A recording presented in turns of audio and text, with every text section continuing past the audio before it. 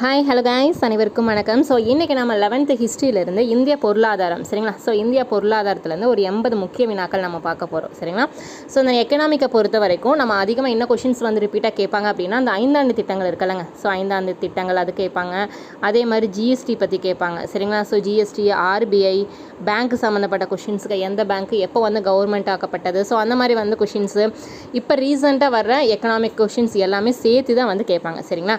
So இந்த economic ஆகட்டும், அதே மாதிரி வந்து ஜியாகிரஃபி ஆகட்டும், ரெண்டுமே கரண்ட் அஃபேர்ஸ் மாதிரி ரீசெண்டாக இருக்கிறதையும் சேர்த்து நீங்கள் கவர் பண்ணிகிட்டே வரணும் சரிங்களா. ஸோ அதான் ரொம்ப முக்கியமான ஒரு கேள்விகள். ஸோ அதே மாதிரி வந்து பார்த்தீங்க அப்படின்னா இதில் வந்து ரொம்ப முக்கியமாக 2-3 டாபிக் இருக்குது சரிங்களா. ஸோ இப்போ இந்திய பொருளாதாரம்னா எக்கனாமினா என்னென்னு பார்த்துருவோம். அடுத்த டாப்பிக்கில் வந்து பார்த்திங்கன்னா 5 ஆண்டு திட்டங்கள், ஆர்பிஐ, ஜிஎஸ்டி, ஸோ அந்த மாதிரி எல்லாத்தையும் சேர்த்து கம்பைனாக ஒரு வீடியோவில் நம்ம பார்த்தலாம் சரிங்களா. ஸோ இதில் நம்ம எக்கனாமிக் ஃபுல்லாகவே கவர் பண்ணிடலாம். அதே மாதிரி வந்து பார்த்திங்க அப்படின்னா நம்ம சிலபஸ் வரைய டெஸ்ட் வந்து வச்சுட்டு இருக்கோம். ஜியாகிரஃபி ஆகட்டும், பாலிட்டி, ஐஎன்எம், ஸோ எல்லாமே வந்து சிலபஸ் வரைய டாபிக் வைஸ் உங்களுக்கு டெஸ்ட் வச்சுட்டு இருக்கோம். கரெக்டாக ஃபாலோ பண்ணிங்க அப்படின்னா உங்களுக்கு வந்து ரிவிஷன் பண்ணுறதுக்கு ஈஸியாக இருக்கும் சரிங்களா. ஸோ நிறைய பேர் வந்து ஸ்டடி மெட்டீரியல் கேட்டிருந்தீங்க. மேலே வாட்ஸ்அப் நம்பர் கொடுத்துருக்கோம், நீங்கள் டெக்ஸ்ட் பண்ணி டீட்டெயில் வந்து கேட்டுக்கலாம். ஸோ உங்களுக்கு ஸ்டடி மெட்டீரியல் வந்து எல்லா சப்ஜெக்ட்டும் சேர்ந்து நம்ம ரொம்ப கம்மியான ப்ரைஸில் காம்போவாக கொடுத்துட்ருக்கோம். அதே மாதிரி 100 days 100 டெஸ்ட் அப்படின்னு சொல்லிட்டு டெஸ்ட் பேட்ச் வந்து நம்ம ஸ்டார்ட் பண்ணியிருக்கோம் சரிங்களா. ஸோ இதில் வந்து பார்த்திங்க அப்படின்னா டெய்லி வந்து டெஸ்ட் இருக்கும். டெய்லி வந்து தமிழ் டெஸ்ட்டு கூட ஒவ்வொரு ஜிஎஸ் டாபிக் எழுதிட்டு இருக்காங்க சரிங்களா. ஸோ வீக்லி ஷெட்யூல் கொடுத்து அது பிரகாரமாக டெஸ்ட் கனெக்ட் பண்ணிட்டு இருக்கோம். ஸோ அது கம்ப்ளீட் பண்ணதுக்கப்புறம் ஃபுல் மாடல் டெஸ்ட் வந்து நாங்கள் அலோகேட் பண்ணுவோம் சரிங்களா. அதனால் குரூப்பில் ஜாயின் பண்ணுறவங்களா இருந்தீங்கன்னா அப்படின்னா கூட நீங்கள் மேலே இருக்கிற நம்பருக்கு நீங்கள் டெக்ஸ்ட் பண்ணி டீட்டெயில் வந்து கேட்டு நீங்கள் ஜாயின் பண்ணிக்கலாம். மெட்டீரியலும் கலெக்ட் பண்ணிக்கலாம் சரிங்களா. வீடியோவை ஸ்கிப் பண்ணாமல் கடைசி வரைக்கும் பாருங்கள். ஒவ்வொரு கேள்வி கடையில் இம்பார்ட்டன்ட் பாயிண்ட்ஸ் குறிப்புகள்னு கொடுத்துருப்போம் சரிங்களா. ஸோ அதையும் நோட் பண்ணிக்கோங்க. வீடியோக்குள்ளே போகலாமா? ஸோ ஃபர்ஸ்ட் கொஸ்டின் வந்து பாருங்கள். இந்தியாவின் இருப்பு பாதையின் நீளம், இந்தியாவின் இருப்பு பாதையின் நீளம் வந்து எவ்வளோ கிலோமீட்டர்னு கேட்டிருக்காங்க சரிங்களா. ஸோ எவ்வளோ கிலோமீட்டர் நம்ம ஆல்ரெடி பார்த்துட்டோம். ஸோ எத்தனை கிலோமீட்டர்? 63,000 கிலோமீட்டர் சரிங்களா. 63,000 கிலோமீட்டர். ஸோ நிறைய நியூ ஸ்டூடெண்ட்ஸ் வந்து படிச்சுட்டு இருக்கீங்க. ஸோ அவங்களுக்காக எகைன் நம்ம ரிவிஷனுக்காக யூஸ் பண்ணுறோம். ஆல்ரெடி நீங்கள் படிச்சிருந்தீங்க அப்படின்னா ரிவிஷனுக்கு வச்சுக்கோங்க சரிங்களா. இப்போ நியூவாக படிக்கிறவங்க கரெக்டாக பாயிண்ட்ஸ் எல்லாம் நோட் பண்ணிக்கோங்க. எக்ஸாமுக்கு ரொம்ப யூஸ்ஃபுல்லாக இருக்கும் சரிங்களா. செகண்ட் கொஸ்டின், கோலார் தங்க சுரங்கம் மற்றும் ஹட்டி தங்க வயல் சுரங்கம் ஆகியவை எந்த மாநிலத்தில் உள்ளது? கோலார் தங்க சுரங்கம் மற்றும் ஹட்டி தங்க வயல் சுரங்கம் வந்து எந்த மாநிலத்தில் இருக்குது அப்படின்னு கேட்டிருக்காங்க சரிங்களா. ஸோ இது ரெண்டுமே ரொம்ப முக்கியம். இந்த 2 சுரங்கமுமே எந்த மாநிலத்தில் இருக்குது அப்படின்னு கேட்டிங்க அப்படின்னா ஆன்சர் ஆப்ஷன் பி, கர்நாடகா மாநிலத்தில் இருக்குது சரிங்களா. இது ரெண்டும் வந்து எந்த மாநிலத்தில் இருக்குது? கர்நாடகா மாநிலத்தில் இருக்குது. அடுத்து வந்து பாருங்கள், 3வது கேள்வி, சரியானவற்றை காண்க சரிங்களா. ஸோ நம்ம குரூப் 2 பொறுத்த வரைக்கும் நம்ம குரூப் 4லேயே சொல்லியிருந்தோம் அதிகமாக கூற்றுகளோ இல்லை காரணங்கள் அந்த மாதிரி சரியானது தவறானது அந்த மாதிரி கொஷின்ஸ் வரக்கு வாய்ப்பு இருக்குன்னு சொன்னால் ரொம்ப பேசிக்காக கொஷின்ஸ் கேட்டிருந்தாங்க. குரூப் 4ல் எல்லாருக்குமே ஈஸியாக இருந்திருக்கும். குரூப் 2 வந்து அந்த மாதிரி இருக்கும், நம்ம சொல்ல முடியாது. நம்ம எப்படி வந்தாலும் நம்ம ப்ரிப்பேராக இருக்கணும். ஸோ அதனால தான் வந்து இந்த கூற்று, காரணங்கள், இந்த இம்பார்ட்டன்ட் பாயிண்ட்ஸ் எல்லாமே வந்து பார்த்திங்கன்னா இந்த சரியாக தவறாலும் நாங்கள் கொடுத்துருவோம் சரிங்களா. அப்போ நீங்கள் எல்லாமே கவர் பண்ணுற மாதிரி இருக்கும். அதே மாதிரி உங்களுக்கு ஒவ்வொரு பாயிண்ட்ஸும் நாங்கள் டீட்டெயிலாக நாங்கள் கொடுத்துருப்போம் கீழே குறிப்புகள்னு சொல்லி. ஸோ அதையும் நோட் பண்ணிக்கோங்க. வீடியோவில் பார்த்து உங்களுக்கு படிக்கிற கஷ்டமாக இருந்தால் கூட நீங்கள் பிடிஎஃபாக கூட வாங்கிக்கலாம். பிடிஎஃப் அவைலபிள் நான் சொல்லிவிட்டேன். மேலே இருக்கிற நம்பருக்கு நீங்கள் கான்டெக்ட் பண்ணி கேட்டுக்கலாம் சரிங்களா. ஸோ ஃபஸ்ட்டு வந்து பாருங்கள், 2011 மக்கள் தொகை கணக்கெடுப்பின்படி மிக குறைந்த பிறப்பு விகிதம் கொண்ட மாநிலம் வந்து கேரளா சரிங்களா. 2011 மக்கள் தொகை கணக்கெடுப்பின்படி மிக குறைந்த பிறப்பு விகிதம் கொண்ட மாநிலம் வந்து கேரளா சரிங்களா. ஸோ அது வந்து சரிதானே? சரிதான். அடுத்தது அதிக அளவு பிறப்பு விகிதம் கொண்ட மாநிலம் வந்து உத்தரப்பிரதேசம் சரிங்களா. இந்த 2011 வந்து மக்கள் தொகை கணக்கெடுத்து எடுத்தாங்க. அப்போ வந்து மிக குறைந்த பிறப்பு விகிதம் கொண்ட மாநிலம் வந்து கேரளா, அதிக அளவு பிறப்பு விகிதம் கொண்ட மாநிலம் வந்து உத்தரப்பிரதேசம் சரிங்களா. ஸோ இதுவும் சரிதான். அடுத்தது மிக குறைந்த இறப்பு விகிதம் கொண்ட மாநிலம், மிக குறைந்த இறப்பு விகிதம் கொண்ட மாநிலம் வந்து மேற்கு வங்காளம் சரிங்களா. ஸோ இதுவும் சரிதான் சரிங்களா. எப்பவுமே வந்து பிறப்பு விகிதம் வந்து அதிகம் எங்கே, கம்மி எங்கே, அதுவும் தெரிஞ்சிருக்கணும். அதே மாதிரி இறப்பு விகிதம் கொண்ட மாநிலம் வந்து எங்கே கம்மியாக இருக்குது, எங்கே அதிகமாக இருக்குது, ரெண்டுமே நம்ம எல்லாமே டீட்டெயிலாக தெரிஞ்சிருக்கணும் சரிங்களா. ஸோ ஆல்ரெடி நம்ம டீட்டெயில் எக்ஸ்ப்ளனேஷன்ஸோடு நாங்கள் வீடியோ கொடுத்துருக்கோம். இது வந்து சும்மா ஷார்ட்டாக டெஸ்ட்டுக்கு நீங்கள் யூஸ் பண்ணிக்கலாம், ரிவிஷன் டெஸ்ட் மாதிரி சரிங்களா. ஸோ 4th ஒன் வந்து பாருங்கள், அதிக அளவு இறப்பு விகிதம் கொண்ட மாநிலம் வந்து ராஜஸ்தான் அப்படிங்கிறாங்க. ஸோ இது வந்து தவறு சரிங்களா. நம்ம ஆல்ரெடி பார்த்துட்டோம். உங்களுக்கு எதாவது தெரிஞ்சதுன்னா கமெண்ட் பண்ணுங்கள் சரிங்களா. அதாவது 2011 மக்கள் தொகை கணக்கெடுப்பின்படி அதிக அளவு இறப்பு விகிதம் கொண்ட மாநிலம் வந்து எந்த மாநிலம் அப்படின்னு சொல்லிட்டு சொல்லணும் நீங்கள் சரிங்களா. ஸோ இது ராஜஸ்தான் கிடையாது. ஸோ கமெண்ட் பண்ணுங்கள் சரிங்களா. ஸோ பார்க்கலாம் எத்தனை பேருக்கு வந்து தெரிஞ்சிருக்குன்னு பார்க்கலாம். தெரியாதவங்க கமெண்ட்டில் சொல்லுங்கள், நான் ஆன்சர் சொல்கிறேன் சரிங்களா. ஸோ அப்போ இதில் நம்ம என்ன சொல்லியிருக்கோம்? ஃபஸ்ட்டு சரி, 2வது சரி, 3வது சரி. அப்போ ஃபஸ்ட்டு 3 சரி சரிங்களா. கேள்வி என்ன கேட்டிருக்காங்க? சரியானது தான் கேட்டிருக்காங்க. அப்போ ஃபஸ்ட்டு 3மே சரி தான் சரிங்களா. ஏதாவது டவுட்னா கேளுங்க பார்க்கலாம். 4வது கேள்வி, உலகின் வலிமையான மற்றும் பெரிய பொருளாதாரங்களில் வரிசையில் இந்தியா வந்து எத்தனாவது இடத்தை பிரித்துள்ளது? அதாவது உலகின் வலிமையான மற்றும் பெரிய பொருளாதாரத்தில் வந்து பார்த்தீங்க அப்படின்னா இந்தியா வந்து எத்தனாவது இடத்துல இருக்குது அப்படின்னு கேட்டிருக்காங்க. சரிங்களா? ஸோ நம்ம இந்தியா எந்த இடத்துல இருக்குப்பா?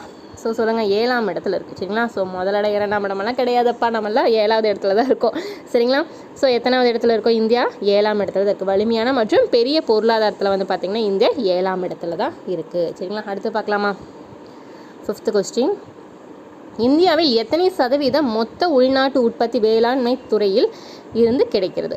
இந்தியாவில் எத்தனை சதவீதம் வந்து மொத்த உள்நாட்டு உற்பத்தி வேளாண்மை துறையிலிருந்து கிடைக்கிறது அப்படின்னு கேட்டிருக்காங்க. எவ்வளோ சதவீதம் வந்து வேளாண்மை துறையிலேருந்து கிடைக்குது அப்படின்னு கேட்டிருக்காங்க. சரிங்களா? ஸோ எத்தனை சதவீதம் அப்படின்னு கேட்டிருக்காங்க. Answer option D 17%. சரிங்களா? வேளாண்மை துறையிலேருந்து மொத்தம் எவ்வளோக்கு நம்மளுக்கு உற்பத்தி கிடைக்குது? 17% கிடைக்குது. சரிங்களா? அடுத்தது பாருங்கள், 6வது கேள்வி, இலக்க முறை பொருளாதாரத்தில் இந்தியா ஒரு உலகளாவிய போட்டியாளராகும் என்று கூறியவர் யார்? இலக்க முறை பொருளாதாரத்தில் வந்து இந்தியா வந்து ஒரு உலகளாவிய போட்டியாளராகும் என்று கூறியவர் யார்? ஸோ ஆன்சர் தெரிஞ்சவங்க சொல்லலாம். ஸோ இதுக்கான சரியான ஆன்சர் பார்க்கலாம். Answer Sundar Pichai. Option C, Sundar Pichai அவர்கள். சரிங்களா? அடுத்தது பாருங்கள், 7வது கேள்வி, ஒரு நாட்டின் பொருளாதார வளர்ச்சி அந்நாட்டின் வருமானத்தால் அளவிடப்பட்டாலும் அது டேஷால் குறிப்பிடப்படுகிறது. சரிங்களா? ஒரு நாட்டோட பொருளாதார வளர்ச்சி வந்து பார்த்திங்க அப்படின்னா நம்மளோட வருமானத்தை மட்டும் வச்சு கணக்கிடுறது கிடையாது, வேறு எதால் குறிப்பிடுறாங்க அப்படின்னு சொல்லி கேட்டிருக்காங்க. சரிங்களா? ஸோ இதோட ஆன்சர் என்னப்பா? ஸோ எதால் வச்சு கணக்கிடுறாங்க அப்படின்னு வந்து பார்த்திங்கன்னா ஜிடிபி. சரிங்களா? ஜிடிபின்னா என்ன அப்படின்னு பார்க்கலாம். இங்கே பாருங்கள், ஒரு நாட்டின் மொத்த உள்நாட்டு உற்பத்தி வச்சு தான் வந்து பார்த்திங்க அப்படின்னா பொருளாதாரத்தை கணக்கிடுவாங்க. சரிங்களா? நம்ம வந்து அந்த நாட்டோட வருமானத்தை மட்டும் வச்சு அளவிடப்பட அதை வருமானத்தை மட்டும் வச்சு கணக்கிட மாட்டாங்க. நம்ம நாட்டோட மொத்த உள்நாட்டு உற்பத்தி இருக்குமில்ல, நம்ம நாட்டில் என்னென்ன உற்பத்தி பண்ணுறோம் அதெல்லாம் எல்லாத்தையும் டோட்டலாக கவுண்ட் பண்ணி அதுக்கு தகுந்த மாதிரி தான் ஒவ்வொரு நாட்டோட பொருளாதாரத்தில் வந்து எந்த நாடு முதலிடத்தில் இருக்குது, அடுத்தடுத்து எந்தெந்த இடம் இருக்குது அப்படின்னு சொல்லுவாங்க. சரிங்களா? அப்போ மெயினாக நம்மளுக்கு என்ன வேணும்? நம்ம நாட்டோட உள்நாட்டு உற்பத்தி அதோட சதவீதத்தை வச்சு தான் வந்து நாட்டோட பொருளாதாரத்தை கணக்கிடுவாங்க. சரிங்களா? ஸோ அதுதான் ஜிடிபி அப்படிங்கிறது. சரிங்களா? என்பது ஒரு குறிப்பிட்ட காலத்தில், அதாவது ஒரு ஆண்டில் உற்பத்தி செய்யப்பட்ட பண்டங்கள் மற்றும் பணிகளின் மொத்த பண மதிப்பை குறிக்கும். ஜிடிபி அப்படின்னா என்ன அப்படின்னா ஒரு குறிப்பிட்ட காலத்தில் வந்து, அதாவது ஒரே ஒரு வருஷத்துலேயும் வச்சுக்கலாம், ஒரு ஆண்டில் உற்பத்தி செய்யப்பட்ட பண்டங்கள், என்னென்ன பண்டங்கள் நம்ம உற்பத்தி செஞ்சுருக்கோம், என்னென்ன பணிகள் வந்து மொத்தமாக நம்ம பண்ணியிருக்கோம், அதோட பண மதிப்பை வச்சு தான் வந்து பார்த்திங்க அப்படின்னா நம்ம ஃபுல்லாக எல்லாமே வந்து பொருளாதார வளர்ச்சியை வந்து கணக்கிடுவாங்க. சரிங்களா? ஸோ இந்த குறிப்பு நோட் பண்ணிக்கோங்க, தெரியாதவங்க புரிஞ்சுக்கோங்க. சரிங்களா? 7வது கேள்வி, ஒரு நாட்டின் மக்களின் வாழ்க்கை தரத்தின் அளவீடுகள் எவற்றை பொறுத்தது? ஒரு நாட்டோட மக்களின் வாழ்க்கை தரத்தின் அளவீடுகள் வந்து எவற்றை பொறுத்தது அப்படின்னு கேட்டிருக்காங்க. சரிங்களா? ஸோ எவற்றை பொறுத்து இருக்கும் ஒரு நாட்டோட இது? ஸோ ஆன்சர் மனிதவள மேம்பாட்டு குறியீடு, வாழ்க்கை தர குறியீடு, மொத்த நாட்டு மகிழ்ச்சி குறியீடு எல்லாத்தையும் வந்து சேர்ந்து தான் இருக்கும். சரிங்களா? ஒரு மக்களோட வாழ்க்கை தரத்தோட அளவீடுகள் எதை வச்சு இருக்கும் அப்படின்னு வந்து பார்த்திங்கன்னா அவங்களோட மேம்பாட்டு குறியீடு, அவங்களோட தர குறியீடு வந்து மொத்த நாட்டோட மகிழ்ச்சி குறியீடு எல்லாத்தையும் சேர்ந்து தான் இருக்கும். தனிநபர் வருமானம் இதில் வராது. சரிங்களா?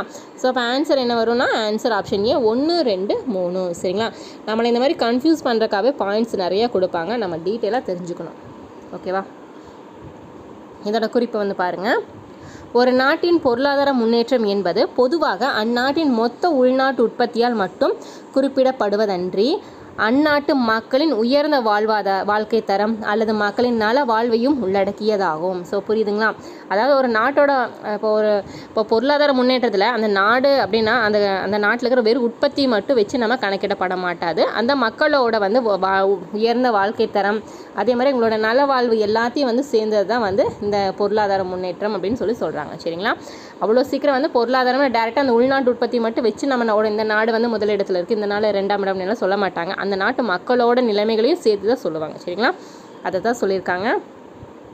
9வது கேள்வி, மொத்த நாட்டு மகிழ்ச்சி என்ற தொடர் டேஷாம் ஆண்டு ஜிக்மே சிங்கே வாங்சுங் என்பவரால் உருவாக்கப்பட்டது? மொத்த நாட்டு மகிழ்ச்சி அப்படிங்கிறது ஒரு தொடர் வந்து பார்த்திங்க அப்படின்னா எந்த வருஷம் ஜிக்மே சிங்கே வாங்சுக் என்பவரால் உருவாக்கப்பட்டது அப்படின்னு கேட்டிருக்காங்க. சரிங்களா? ஸோ எந்த வருஷம்? ஆன்சர் 1972 சரிங்களா. 1972 தான் வந்து பார்த்திங்க அப்படின்னா மொத்த நாட்டு மகிழ்ச்சி அப்படிங்கிற தொடர் வந்து உருவாக்கப்பட்டது. யாரால அப்படின்னு கேட்டாங்கன்னா ஜிக்மே சிங்கே வாங்சுங் அவர்களால் சரிங்களா. இவர் வந்து பார்த்திங்க அப்படின்னா பூட்டான் நாட்டின் 4வது மன்னர் ஆவார் சரிங்களா. ஜிக்மே சிங்கே வாங்சுங் என்பவர் அவர் வந்து பார்த்திங்கன்னா பூட்டான் நாட்டோட 4வது மன்னர் சரிங்களா. ஸோ அதையும் கேட்பாங்க, இவர் யார் அப்படின்னா 4வது மன்னர் சரிங்களா. அதையும் நோட் பண்ணிக்கோங்க. அடுத்து பார்க்கலாமா. 10வது கேள்வி, உலக நாடுகள் வளர்ந்த மற்றும் வளர்ந்து கொண்டிருக்கும் நாடுகள் என்று எதன் அடிப்படையில் வகைப்படுத்துகிறார்கள் சரிங்களா. உலக நாடுகள் வந்து பார்த்திங்கன்னா வளர்ந்துட்டு இருக்குது அப்படின்னு சொல்லி எதனோட அடிப்படையில் வந்து அதை வந்து அடிப்படையில் வந்து அதை சொல்கிறாங்க, கணக்கிடுறாங்க அப்படின்னு கேட்டிருக்காங்க சரிங்களா. ஸோ அதுக்கு அடிப்படையாக நம்மளுக்கு என்ன வேணும் அப்படின்னு சொல்கிறாங்க சரிங்களா. ஸோ எது வேணும், நம்மளோட வளர்ச்சியும் முன்னேற்றம் அதை வச்சு தான் வந்து பார்த்திங்கன்னா கணக்கிடுவாங்க சரிங்களா. நம்ம நாட்டோட வளர்ச்சியும் அதில் எவ்வளோ முன்னேறி இருக்கோம் அப்படிங்கிறத வச்சு தான் வந்து பார்த்திங்க அப்படின்னா நாடுகளோட வளர்ச்சி இதை வந்து எது மூலயமா வளர்ந்து கொண்டிருக்கும் அப்படின்னு சொல்லிட்டு வகைப்படுத்துவாங்க சரிங்களா. ஸோ இதில் குறிப்பில் வந்து பாருங்கள், பெருசாக இருக்குது பார்க்கலாமா. வளர்ந்த பொருளாதார நாடுகளின் என்பவை தொழில்மயமான வளங்கள் முழுமையாக பயன்படுத்தப்படுவதுமான நாடுகளை குறிக்கும் சரிங்களா. அதாவது வளர்ந்த பொருளாதார நாடுகள் அப்படிங்கிறது வந்து பார்த்திங்கன்னா தொழில்மயமான வளங்கள் வந்து முழுமையாக இருக்குள்ள பயன்படுத்துவாங்களா அந்த நாடுகளை தான் குறிக்கும். தன் வளங்களான நிலம், சுரங்கங்கள், உழைப்பாளர்கள் ஆகியவற்றை முழுமையாக பயன்படுத்தாத நாடுகளை, அதாவது குறைந்த தலா வருவாய் கொண்ட நாடுகளை வந்து வளர்ந்து கொண்டிருக்கிற நாடுகள் என்று அழைக்கிறோம் சரிங்களா. ஸோ அதான் வந்து ரொம்ப லோயாக இருக்காங்கல்ல அவங்க வந்து வளர்ந்து வர்றாங்க அப்படின்னு சொல்லுவாங்க. ஸோ அந்த மாதிரி வந்து குறைந்த தலா வருவாய் கொண்ட நாடுகளை தான் வந்து பார்த்திங்கன்னா வளர்ந்து கொண்டிருக்கிற நாடுகள் அப்படின்னு சொல்லுவாங்க சரிங்களா. ஸோ அதையும் நோட் பண்ணிக்கோங்க, குறைந்த தலா வருவாய் கொண்ட நாடுகள். 11வது கேள்வி, கீழ்கண்ட வளர்ந்த பொருளாதார நாடுகளில் தவறானது எது. கீழ்கண்ட வளர்ந்த பொருளாதார நாடுகள் நம்மளுக்கு முதல்ல என்னென்ன அப்படின்னு தெரிஞ்சுக்கணும். ஸோ அப்போ தான் வந்து இதில் எது இல்லை அப்படின்னு நம்மளுக்கு தெரியும் சரிங்களா. ஸோ எது இருக்குது, கனடா இருக்குது, ஜப்பான், பிரான்ஸ், இதெல்லாமே வந்து பார்த்திங்கன்னா வளர்ந்த பொருளாதார நாடுகளில் இருக்குது. எது இல்லை அப்படின்னா இந்தோனேஷியா கிடையாது சரிங்களா. இந்தோனேஷியா வந்து கிடையாது. பாருங்கள், அமெரிக்க ஐக்கிய நாடுகள், கனடா, இங்கிலாந்து, பிரான்ஸ், ஜப்பான் ஆகியவை வளர்ந்த பொருளாதார நாட்டிற்கு உதாரணமாகும். ஸோ இதெல்லாமே வந்து பார்த்திங்கன்னா அந்த நாட்டுக்கு, அந்த வளர்ந்து கொண்டு இருக்கிற பொருளாதார நாட்டிற்கு வந்து எக்ஸாம்பிள்ஸ் சரிங்களா. ஸோ இதெல்லாம் நோட் பண்ணிக்கோங்க. 12வது கேள்வி, 2016 17 வரைக்கும் இந்தியாவின் மொத்த உள்நாட்டு உற்பத்தியோட விகிதம் கேட்டிருக்காங்க சரிங்களா. 2016 to 17 இந்தியாவோட மொத்த உள்நாட்டு உற்பத்தி வந்து எவ்வளவு சதவீதம் அப்படின்னு கேட்டிருக்காங்க சரிங்களா. ஸோ எத்தனை சதவீதம் இருக்குது, 7.1%. ஆப்ஷன் சி 7.1% இருக்குது சரிங்களா. இதோட குறிப்புகள் பார்க்கலாமா. 2016 to 17 இந்தியாவின் மொத்த உள்நாட்டு உற்பத்தியில் வந்து சீன மக்கள் வந்து குடியரசு நாட்டிற்கு அடுத்தபடியாக அமைந்திருக்குது சரிங்களா. சீனா மக்கள் தான் வந்து பார்த்திங்க அப்படின்னா குடியரசு நாட்டிற்கு அடுத்தபடியாக அமைந்திருக்குது சரிங்களா இந்தியாவில் மொத்த உள்நாட்டு உற்பத்தியில் வந்து பார்க்கும்போது சரிங்களா. 13வது கேள்வி, இந்தியாவில் மக்கள் தொகை அதிகரிப்பு ஒவ்வொரு 1000 பேருக்கும் டேஷ் என்ற வீதத்தில் அதிகரிக்கிறது அப்படின்னு கேட்டிருக்காங்க. எத்தனை % வந்து அதிகரிக்குதுன்னு கேட்டிருக்காங்க சரிங்களா. மக்கள் தொகை அதிகரிப்பு வந்து ஒவ்வொரு 1000 பேத்துக்கும் வந்து எத்தனை வீதத்தில் அதிகரிக்கும் அப்படின்னு கேட்டிருக்காங்க. ஸோ ஆன்சர் வந்து பார்க்கலாமா. ஆன்சர் 1.7% சரிங்களா. 1.7% வந்து அதிகரிக்கிறாங்க சரிங்களா. இதோட இம்பார்ட்டன்ட் பாயிண்ட்ஸ் வந்து பாருங்கள், மக்கள் தொகை பெருக்கத்தில் வந்து பார்த்திங்கன்னா இந்தியா சீனாவுக்கு அடுத்தபடியாக 2வது நாடாக இருக்குது சரிங்களா. வரும் காலத்தில் வந்து பார்த்திங்கன்னா அதாவது சீனா மக்களையே தொகையவே நம்ம மிஞ்சிடுவோம், அந்த அளவுக்கு நம்ம மக்கள் தொகை வந்து அதிகமாகிட்டே இருக்குதுன்னு சொல்லியிருக்காங்க சரிங்களா. இப்போ வந்து மக்கள் தொகை அதிகமான உள்ள நாடுன்னு கேட்டாங்கன்னா சீனா தான். நம்ம வந்து 2வது இடத்துல தான் இருக்கோம். இனி வருங்காலத்தில் வந்து நம்ம முதல் இடத்துலையும் கூட வந்துடுவோம். அந்தளவுக்கு வந்து பார்த்திங்கன்னா நம்ம மக்கள் தொகை பெருகிட்டு இருக்குது அப்படின்னு சொல்கிறாங்க சரிங்களா. ஸோ நோட் பண்ணிக்கோங்க. 14வது கேள்வி, இந்தியாவில் ஆண்டுதோறும் ஏற்படும் மக்கள் தொகை பெருக்கம் டேஷ் நாட்டின் மொத்த மக்கள் தொகைக்கு சமமாக உள்ளது.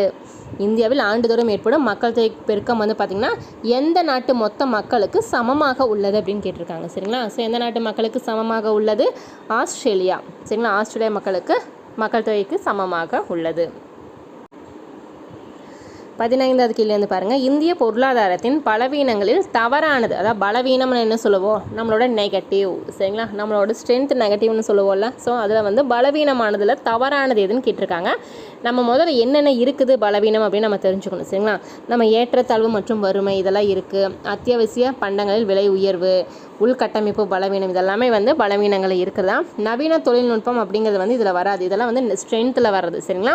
ஸோ அப்போ வந்து நம்ம பலவீனம் தான் கேட்டிருக்காங்க. பலவீனத்தில் வந்து இது வந்து ஸ்ட்ரென்த் வராது, நவீன தொழில்நுட்பம் வராது. அடுத்து பார்க்கலாமா? ஸோ இதோட குறிப்பு வந்து பாருங்கள். இந்திய பொருளாதாரத்தின் பலவீனங்களில் அதிக மக்கள் தொகை ஏற்றத்தாழ்வு மற்றும் வறுமை, அத்தியாவசிய பண்டங்களின் விலை உயர்வு, உள்கட்டமைப்பு பலவீனம், வேலைவாய்ப்பை உருவாக்க திறனற்ற நிலை, பழமையான தொழில்நுட்பம். சரிங்களா? ஸோ பழமையான தொழில்நுட்பம் தான் வரும். சரிங்களா? திறனற்ற நிலை, பழமையான தொழில்நுட்பமெல்லாம் வந்து பார்த்திங்க அப்படின்னா இந்த பொருளாதாரத்தோட பலவீனங்கள்லாம் வரும். சரிங்களா? 16வது கேள்வி, கீழ்கண்டவற்றுள் இந்திய மக்கள் தொகை போக்கின் கூறுகள் எவை? கீழ்கண்டவற்றுள் இந்திய மக்கள் தொகை போக்கினோட கூறுகள் வந்து எவை அப்படின்னு கேட்டிருக்காங்க. சரிங்களா? ஸோ பார்க்கலாமா? வளர்ச்சி வீதம் இருக்குது, பிறப்பு மற்றும் இறப்பு விகிதம், மக்கள் தொகை அடர்த்தி, பாலின விகிதம். ஸோ எல்லாமே வந்து இருக்குது. சரிங்களா? மக்கள் தொகை போக்கோட கூறுகள் முதல்ல நம்மளுக்கு என்னென்னு தெரிஞ்சிருக்கணும். வளர்ச்சி வீதம் நம்மளுக்கு தெரிஞ்சிருக்கணும், பிறப்பு இறப்பு விகிதம் இருக்குது, மக்கள் தொகை அடர்த்தி இருக்குது, பாலின விகிதம் எல்லாமே வந்து பார்த்திங்கன்னா நம்ம மக்கள் தொகை கணக்கெடுப்பில் பார்த்தோம்ல, ஆண்கள் எவ்வளவு பெண்கள் எவ்வளவு அப்படின்னு சொல்லிட்டு ஃபுல்லாக எழுத்தறிவிலிருந்து எல்லாமே டீட்டெயிலாக நம்ம பார்த்துருப்போம். சரிங்களா? நம்ம ஆல்ரெடி எக்கனாமிக் ஃபுல் டீட்டெயில் எக்ஸ்ப்ளனேஷன்ஸோட போட்டிருக்கோம். ஸோ பார்க்கல அப்படின்னா நீங்கள் பாருங்கள், இல்லை உங்களுக்கு எதாவது டவுட்னா கூட நீங்கள் மெட்டீரியலாக கலெக்ட் பண்ணி பார்த்துக்கலாம். சரிங்களா? ஸோ ஆன்சர் வந்து என்னப்பா? ஆன்சர் ஆப்ஷன் டி, அனைத்துமே வரும். சரிங்களா? அடுத்து பார்க்கலாமா? இதோட குறிப்பு வந்து பாருங்கள். இந்திய மக்கள் தொகை போக்கின் பல்வேறு கூறுகள் ஆவன: மக்கள் தொகை அளவு, வளர்ச்சி விகிதம், பிறப்பு விகிதம், இறப்பு விகிதம், மக்கள் தொகை அடர்த்தி, பாலின விகிதம், வாழ்நாள் எதிர்பார்ப்பு மற்றும் எழுத்தறிவு விகிதம். இதெல்லாமே வந்து பார்த்திங்க அப்படின்னா மக்கள் தொகை போக்கோட பல்வேறு கூறுகள். சரிங்களா? அடுத்தது பாருங்கள். 17வது, இந்தியாவின் மக்கள் தொகை கடந்த 100 ஆண்டுகளில் எத்தனை மடங்கு அதிகரித்துள்ளது?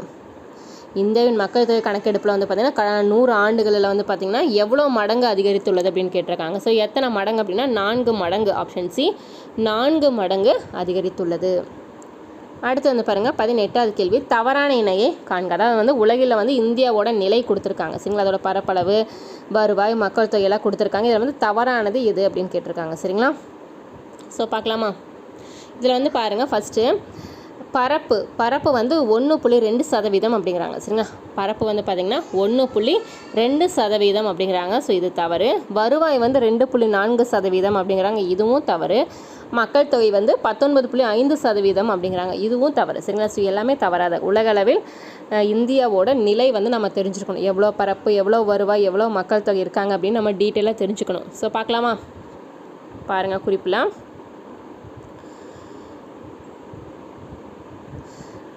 உலகின் புவி பரப்பில் வந்து பார்த்திங்கன்னா 2.4% பரப்பளவு மற்றும் உலக வருவாயில் 1.2% வருவாயை பெற்றுள்ள இந்தியா உலக மக்கள் தொகையில் வந்து 17.5 தன்னகத்தே கொண்டுள்ளது. சரிங்களா? அதாவது வந்து ஃபுல்லாமே மாற்றி கொடுத்துருக்காங்க. பரப்பளவு, வருவாய் எல்லாமே மாற்றி கொடுத்துருக்காங்க. டீட்டெயிலாக பாருங்கள். உலகின் புவி பரப்பில் வந்து 2.4% பரப்பளவு மற்றும் உலக வருவாயில் வந்து 1.2% வருவாயை வந்து பெற்றுள்ளது. சரிங்களா? இந்தியா உலக மக்கள் தொகையில் வந்து 17.5 வந்து தன்னகத்தை கொண்டுள்ளது. மக்கள் தொகையில் வந்து 17.5% வரும். சரிங்களா? 19வது கேள்வி வந்து பாருங்கள். கூற்றுகளை ஆராய்க. 2 கூற்று கொடுத்துருக்காங்க. ஸோ இதில் வந்து சரியானது எது, தவறானது எது அப்படிங்கிற மாதிரி கேட்டிருக்காங்க. ஃபஸ்ட்டு, உலக மக்கள் தொகையில் 6ல் 1 இந்தியர். உலக மக்கள் தொகையில் வந்து பார்த்திங்கன்னா 6ல் 1% வந்து பார்த்திங்கன்னா இந்தியராக இருப்பாங்க. 6ல் 1 இந்தியர். 2வது, உத்தரப்பிரதேசம் மற்றும் மகாராஷ்டிரா இவற்றின் மக்கள் தொகையின் கூடுதலை ஒப்பிட்டால் மக்கள் தொகையின் 3 இடம் பிடிக்கும் அமெரிக்க ஐக்கிய நாடுகளை விட அதிகம். சரிங்களா? அதாவது வந்து பார்த்திங்கன்னா என்ன சொல்லியிருக்காங்கன்னா, உலக மக்கள் தொகையில் வந்து பார்த்திங்கன்னா 6ல் 1 வந்து இந்தியர் அப்படிங்கிறாங்க. சரிதான். அதே மாதிரி வந்து பாருங்கள், உத்தரப்பிரதேசம் மகாராஷ்டிரா இவற்றின் மக்கள் தொகை கூடுதலை வந்து ஒப்பிடும்போது மக்கள் தொகையோட 3 இடம் பிடிக்கும் அமெரிக்க ஐக்கிய நாடுகளை விடவே அதிகமாக இருக்குங்கிறாங்க. உத்தரப்பிரதேசம், மகாராஷ்டிரா. சரிங்களா? 2ஓட மக்கள் தொகை கூடுதலை வந்து பார்க்கும்போது பார்த்திங்கன்னா உலக ஐக்கிய நாடை விட வந்து அதிகமாக இருக்கும் அப்படின்னு சொல்லியிருக்காங்க. அமெரிக்க ஐக்கிய நாடை விட. சரிங்களா? ஸோ 2மே சரிதான். ஆன்சர் 2மே சரி. கூற்று 1, 2 2மே சரிதான். சரிங்களா? இதோட குறிப்பு வந்து பாருங்கள். இந்தியாவின் சில மாநிலங்களின் மக்கள் தொகை உலகின் பல்வேறு நாடுகளின் மக்கள் தொகையை விட அதிக அளவு உடையது. சரிங்களா? இந்தியாவோட சில மாநிலங்களோட மக்கள் தொகை வந்து பார்த்திங்கன்னா உலகின் பல்வேறு நாடுகளோட மக்கள் தொகையை விட அதிக அளவு இருக்குன்னு சொல்லியிருக்காங்க. 20வது கேள்வி, மக்கள் தொகையில் 1921 வருடம் டேஷ் எனப்படுகிறது. மக்கள் தொகையில் வந்து பார்த்திங்கன்னா 1921 வருஷம் வந்து என்னன்னு சொல்கிறாங்கன்னு கேட்டிருக்காங்க. சரிங்களா? ஸோ என்ன சொல்லுவாங்க, பெரும் பிரிவினை வருடம் அப்படின்னு சொல்லுவாங்க. 1921 வருஷத்தை என்ன சொல்லுவாங்க அப்படின்னா பெரும் பிரிவினை வருடம் அப்படின்னு சொல்லுவாங்க. ரொம்ப முக்கியமான கேள்வி இது, சரிங்களா? ஸோ ரொம்ப ரொம்ப முக்கியம். 1921 வந்து பார்த்திங்கன்னா என்ன வருடம்னு கேட்பாங்க, பெரும் பிரிவினை வருடம். ஸோ அதோட டீட்டெயில் வந்து பார்க்கலாம் பாருங்கள். ஏன் அப்படி சொல்கிறாங்க அப்படின்னா காலரா, பிளேக்கு, இன்ஃப்ளூயன்ஸா போன்ற கொள்கை நோய்கள் மற்றும் பஞ்சம் இவற்றின் காரணமாக 1911 21 வரைக்கும் அந்த காலகட்டத்தில் மக்கள் தொகை எதிர்மறையாக குறைந்தது, சரிங்களா? ஸோ அந்த நோய்கள் மூலயமா வந்து நிறைய பேர் பாதிச்சு அந்த 1911 to 21 அந்த காலகட்டத்தில் அந்த 10 வருஷத்தில் வந்து பார்த்திங்கன்னா மக்கள் தொகை வந்து ரொம்ப எந்த அளவுக்கு கூடியிருந்தோ அந்தளவுக்கு அப்படியே ஆப்போசிட்டாக எதிர்மறையாக வந்து குறைஞ்சிது, சரிங்களா?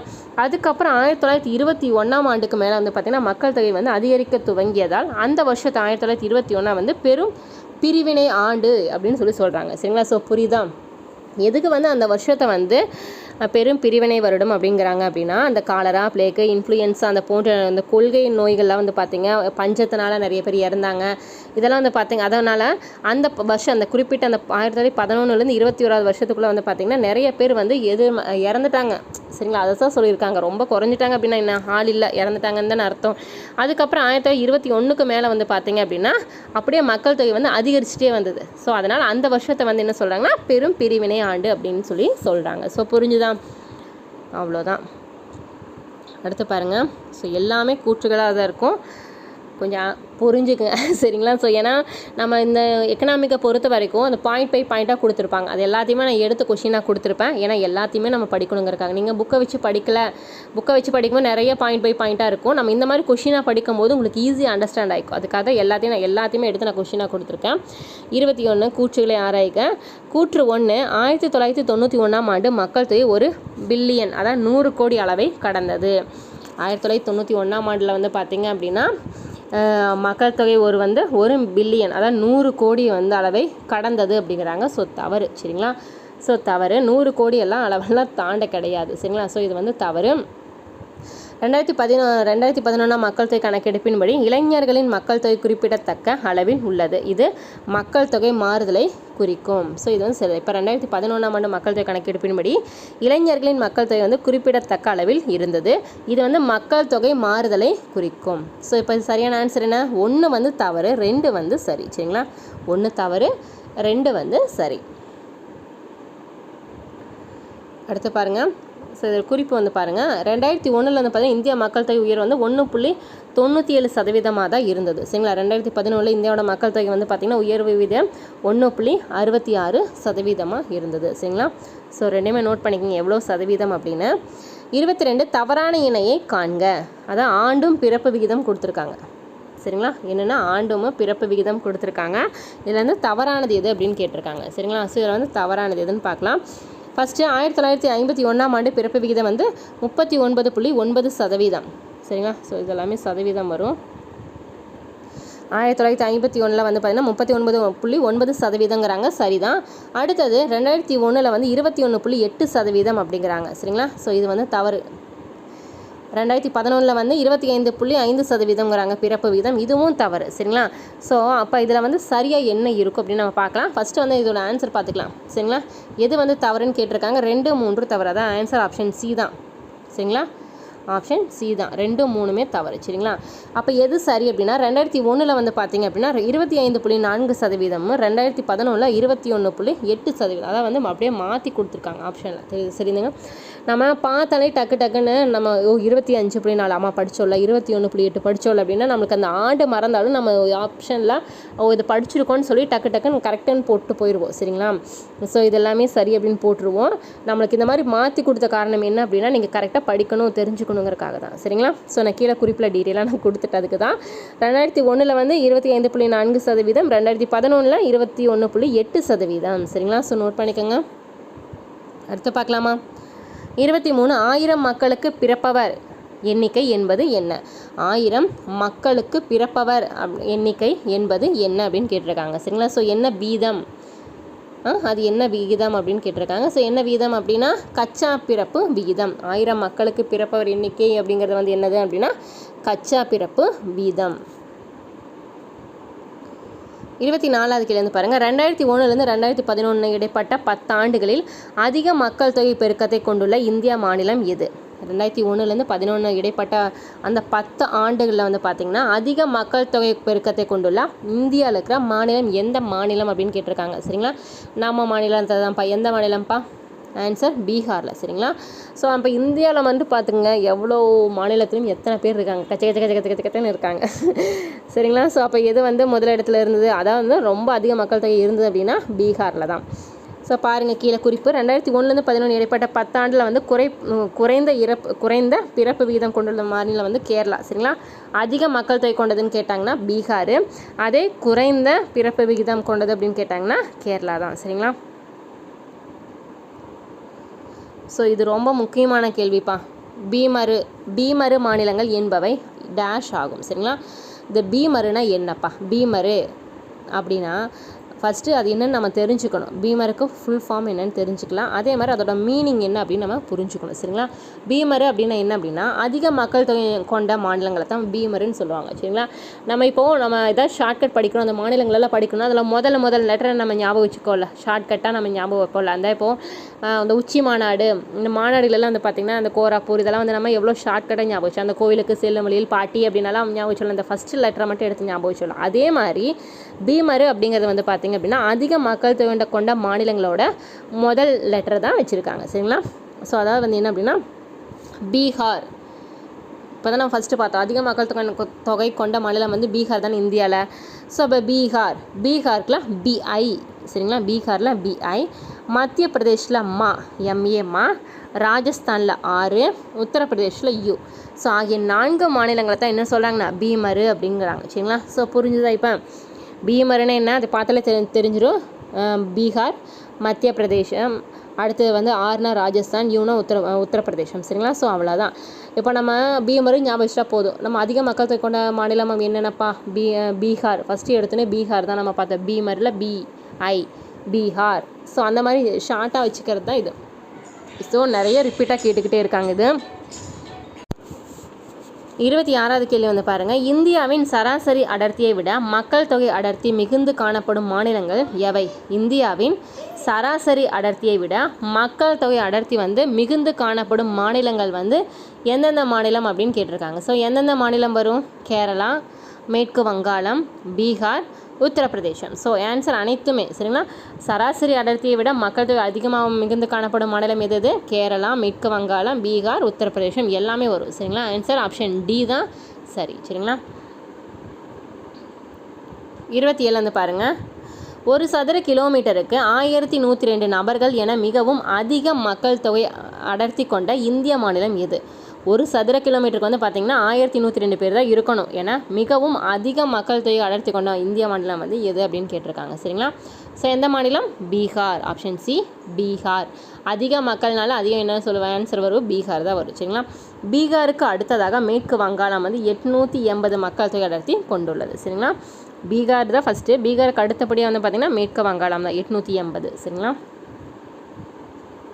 28 சரியான இணையை காண்க. அதாவது ஆண்டு பாலின விகிதம் கொடுத்துருக்காங்க. இதில் சரியானது எது அப்படின்னு கேட்டிருக்காங்க. சரிங்களா, ஸோ ஃபஸ்ட்டு நம்ம இதை சரின்னு எதுன்னு நம்ம தெரிஞ்சுக்கணும். 1951 946 பாலின விகிதம் இருந்தது. 2001 933 இருந்தது. 2011 940 இருந்தது. சரிங்களா, ஸோ ஆன்சர் அனைத்துமே சரி தான். சரிங்களா, ஆன்சர் அனைத்துமே சரி. இது முன்ன பின்ன மாற்றி கொடுத்துருந்தாலும் நம்ம கரெக்டாக தெரிஞ்சுருக்கணும். சரிங்களா, 1951ஆம் ஆண்டில் பார்த்திங்கன்னா 946 பாலின விகிதம் இருந்தது. 2001 933, 2011 940. சரிங்களா, இதோட குறிப்பு பாருங்கள். பாலின விகிதம் அப்படின்னா என்ன அப்படின்னா 1000 ஆண்டுகளுக்கு உள்ள பெண்களோட விகிதத்தை என்ன சொல்லுவாங்கன்னா பாலின விகிதம் அப்படின்னு சொல்லுவாங்க. சரிங்களா, அடுத்து பாருங்கள். கூற்றுகளை ஆராய்க. சரிங்களா, ஸோ பார்க்கலாமா? பிறப்பின் போது எதிர்பார்க்கப்படும் வாழ்நாள் அளவே வாழ்நாள் எதிர்பார்ப்பு என குறிப்பிடப்படுகிறது.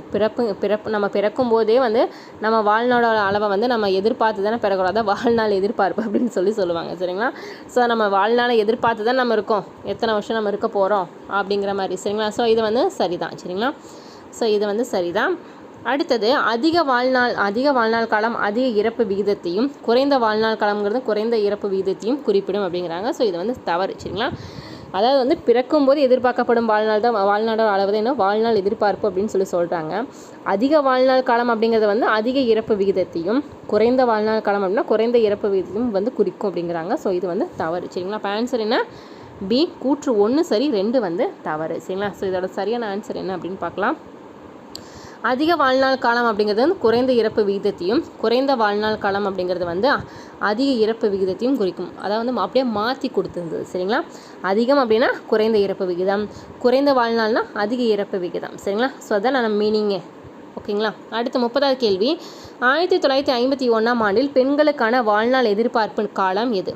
1951ஆம் ஆண்டில் வந்து பெண்களுக்கான வாழ்நாள் எதிர்ப்பு காலம் எவ்வளவு அப்படின்னு கேட்டிருக்காங்க. சரிங்களா? ஸோ இதுக்கான சரியான ஆன்சர் என்னப்பா? 31.7 காலம். 31.7 காலம். 1951ஆம் ஆண்டில் வந்து வாழ்நாள் எதிர்பார்ப்பு வந்து ஆண்களுக்கு வந்து பார்த்திங்கன்னா 32.5, பெண்களுக்கு வந்து 31.7. அதாவது டோட்டலாக வந்து பார்த்திங்கன்னா 32.1 இருந்தது. சரிங்களா? இப்போ 1951 வந்து பார்த்தீங்கன்னா வாழ்நாள் எதிர்பார்ப்பு வந்து பார்த்திங்கன்னா எவ்வளோ இருந்தது மொத்தமாக அப்படின்னு கேட்டாங்கன்னா 32.1. சரிங்களா? 31வது கேள்வி வந்து பாருங்கள். 2001ஆம் ஆண்டில் இந்தியாவின் ஒட்டுமொத்த எழுத்தறிவு விகிதம் எவ்வளவு? ஸோ இந்த எழுத்தறிவு விகிதம் வந்து ரொம்ப முக்கியம்.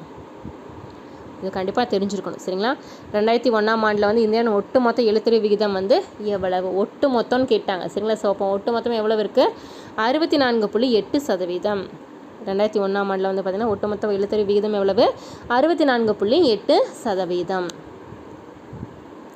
இதோட இம்பார்ட்டன்ட் பாயிண்ட்ஸ் வந்து பாருங்கள். 2011 வந்து பார்த்திங்கன்னா ஆண்கள் வந்து 82.1%, பெண்கள் 65.5% என்ற அளவில் எழுத்தறிவு பெற்றிருந்தன. இது மற்ற வளர்ந்த நாடுகள் மற்றும் இலங்கையை காட்டிலும் கூட மிகவும் குறைவு தான். சரிங்களா? ஸோ இதுவே வந்து நம்ம குறைவு தான். சரிங்களா? மற்ற நாடுகள் கூட கம்பேர் பண்ணும்போது. அடுத்து வந்து பாருங்கள் அடுத்த கூற்றுகள். கூற்று 1. 1951 ஆண்கள் 4 ஒருவர் மற்றும் பெண்கள் 12 ஒருவர் என்ற அளவிலேயே எழுத்தறிவு பெற்றோர் எண்ணிக்கை இருந்தது. சரிங்களா? எழுத்தறிவு பெற்றோர் எண்ணிக்கை வந்து இருந்தது அப்படிங்கிறாங்க. சரிங்களா? ஸோ அதாவது என்னங்கிறாங்க அப்படின்னா 1951 வந்து பார்த்திங்க அப்படின்னா 4 ஒருவர் தான் வந்து பார்த்திங்கன்னா ஆண்கள்லேயும், பெண்களில் வந்து 12 ஒருவர் தான் வந்து பார்த்திங்கன்னா எழுத்தறிவு பெற்றிருந்தாங்க அப்படின்னு சொல்கிறாங்க. ஸோ சரிதான் 1951. சரிங்களா? அதே வந்து பாருங்கள். அதே 1951 சராசரி 6 பேருக்கு ஒருவர் மட்டுமே எழுத்தறிவு பெற்றிருந்தார்கள். சரிங்களா? ஸோ இந்த ஆண்டுகள் ரொம்ப முக்கியம். சரிங்களா? ஸோ ஆன்சர் 2மே சரிதான். சரிங்களா? அதாவது வந்து பார்த்திங்க அப்படின்னா 1951 அந்த மாதிரி சராசரி 2 பேருக்கு ஆண் பெண் 20 வந்து 6 பேருக்கு ஒருவர் வந்து எழுத்தறிவு வந்து கொண்டிருந்தார்கள் அப்படின்னு சொல்கிறாங்க. சரிங்களா? கீழே குறிப்பு வந்து பாருங்கள். எழுத்தறிவு விகிதம் என்பது மொத்த மக்கள் தொகையில் எழுத்தறிவு பெற்றவர்கள் எண்ணிக்கை விகிதத்தை குறிக்கும். மொத்த மக்கள் தொகையில் வந்து பார்த்திங்கன்னா எழுத்தறிவு விகிதம் பெற்றவங்களோட எண்ணிக்கையை குறிக்கும். சரிங்களா? ஸோ இதெல்லாம் ரொம்ப கதை மாதிரி இருக்குல்லப்பா, போர் அடிக்குதுல்லப்பா. ஸோ வேறு வழியில் நம்ம படிக்கணுமே, என்ன பண்ணுறது? இதெல்லாமே ரொம்ப முக்கியமான டாபிக் தான். எல்லாம் ரொம்ப ஸ்டோரியாக போகிற மாதிரி இருக்கும். எக்கனாமிக்கை பொறுத்த வரைக்கும் எக்கனாமிக் ஆகட்டும் ஜியாகிரஃபி ஆகட்டும் அந்த ஒரு இன்ட்ரெஸ்ட்டே இருக்காது உங்களுக்கு. ஒரு ஹிஸ்ட்ரினா கூட ஒரு கதை மாதிரி புரியும். பட் எக்கனாமிக்கும் போது வந்து என்னப்பா உள்ள கணக்காக இருக்குது, ஆண்டாக இருக்குது, ஒரு மாதிரி போகுது அப்படிங்கிற மாதிரி தான் இருக்கும். பட் நம்மளுக்கு இதெல்லாம் ரொம்ப முக்கியமான டாப்பிக்கு. இதெல்லாம் ஸ்கிப் பண்ணாமல் ஃபுல்லாக பார்த்து தான் ஆகணும். சரிங்களா? ஸோ பொறுத்துக்க மாநிலம் மற்றும் எழுத்தறிவு விகிதம். சரிங்களா? ஸோ நம்ம ஸ்பீடாக போயிடலாம். சரிங்களா? விட்டால் நம்ம எல்லாருமே தூங்கிடுவோம். நம்ம ரொம்ப ஸ்பீடாகவே போயிடலாம். மாநிலம் மற்றும் எழுத்தறிவு விகிதம். சரிங்களா? ஸோ எந்தெந்த மாநிலத்தில் எவ்வளோ எழுத்தறிவு விகிதம் இருக்குது அப்படின்னு சொல்லியிருக்காங்க. ஸோ இது வந்து பொறுத்தலாமா? சரிங்களா? ஸோ பார்க்கலாமா? ஃபஸ்ட்டு வந்து பாருங்கள். கேரளாவில் வந்து பார்த்திங்க அப்படின்னா 92% சரிதான். கோவாவில் 82%, ஹிமாச்சல பிரதேசத்தில் 76% சரிதான், மகாராஷ்டிராவில் 75%, தமிழ்நாட்டில் 74%. சரிங்களா? ஸோ எல்லாமே நேருக்கு நேராகவே கொடுத்துருக்குது. சரிங்களா? ஸோ நம்மளை இந்த மாதிரியுமே கன்ஃபியூஸ் பண்ணுவாங்க. அதுக்கு தான் நேருக்கு நேராகவே நான் கொடுத்துருக்கேன். சரிங்களா? Answer option A 1 2 3 4 5. ஓகேவா? அடுத்து பார்த்தலாம். இந்தியாவில் கேரளா அதிக எழுத்தறிவு கொண்ட விகிதமும் அடுத்தபடியாக கோவா, ஹிமாச்சல பிரதேசம், மகாராஷ்டிரா, தமிழ்நாடு என அடுத்தடுத்த இடங்களை பிடித்துள்ளது. சரிங்களா? ஸோ ஃபஸ்ட் வந்து கேரளா தான் வந்து பார்த்திங்க அப்படின்னா அதிக எழுத்தறிவு விகிதம் கொண்ட மாநிலம். 34. இந்தியா மொத்த பரப்பளவில் எத்தனை சதுர கிலோமீட்டர் நிலப்பரப்புடன் உலகில் 7வது இடத்தை பிடித்துள்ளது? சரிங்களா? நம்ம ஆல்ரெடி ஃபஸ்ட்டே பார்த்துட்டோம். 7ஆம் இடத்துல இருக்குது. எவ்வளோ சதுர கிலோமீட்டர் பரப்பளவு அப்படின்னு கேட்டிருக்காங்க. சரிங்களா? ஸோ எவ்வளோ வரும்? இது ஆன்சர் ஆல்ரெடி நம்ம பார்த்துட்டோம். ஆன்சர் 32.8 லட்சம். 32.8 லட்சம் சதுர கிலோமீட்டர் நிலப்பரப்புடன் உலகின் 7வது இடத்தை பிடித்துள்ளது. ஸோ நிலப்பரப்போடு பார்க்கும்போது இந்தியாவின் மொத்த பரப்பளவு உலக நிலப்பரப்பில் வந்து 2.42%. சரிங்களா, 2.42% ஆகும். 35வது கேள்வி, 2007ஆம் ஆண்டு கணக்கீட்டின்படி இந்திய காடுகளின் பரப்பு எவ்வளவு? 2007ஆம் ஆண்டு கணக்கெடுப்பின்படி இந்திய காடுகளினோட பரப்பளவு எவ்வளவு? ஸோ இது ரொம்ப முக்கியமான கேள்வி. எவ்வளோ பரப்பளவு அப்படின்னு வந்து பார்த்திங்கன்னா 69.09 மில்லியன் ஹெக்டர். 69.09 மில்லியன் ஹெக்டர் அளவு கொண்டுள்ளது. சரிங்களா, இதில் இம்பார்ட்டன்ட் பாயிண்ட்ஸ் வந்து பாருங்கள். இதில் வந்து பார்த்திங்கன்னா 8.35 மில்லியன் ஹெக்டர் அடர்ந்த காடுகளும் 31.90 மில்லியன் ஹெக்டர் வந்து காடுகள் வந்து ஓரளவு வந்து அடர்ந்த காடுகள் மற்றும் 28.84 மில்லியன் ஹெக்டர் வந்து பரந்த வெளி காடுகளாகவும் இருக்குது. சரிங்களா, எந்தெந்த காடுகள் எவ்வளோ ஹெக்டர் அப்படின்னு தெரிஞ்சுக்கணும். சரிங்களா, அடுத்து 36வது கேள்வி, இந்தியாவில் ஹேமடைட் இரும்புத்தாது டேஷ் மில்லியன் டன் அளவிற்கு இருப்பு உள்ளது. இந்தியாவில் மொத்தம் ஹேமடைட் இரும்புத்தாது வந்து எவ்வளோ மில்லியன் டன் அளவிற்கு வந்து இருப்பு இருக்குது அப்படின்னு கேட்டிருக்காங்க. சரிங்களா, ஸோ எவ்வளோ அப்படின்னா 4630 ton, million ton, 4630 million ton வந்து இருக்குது இந்தியாவில். சரிங்களா,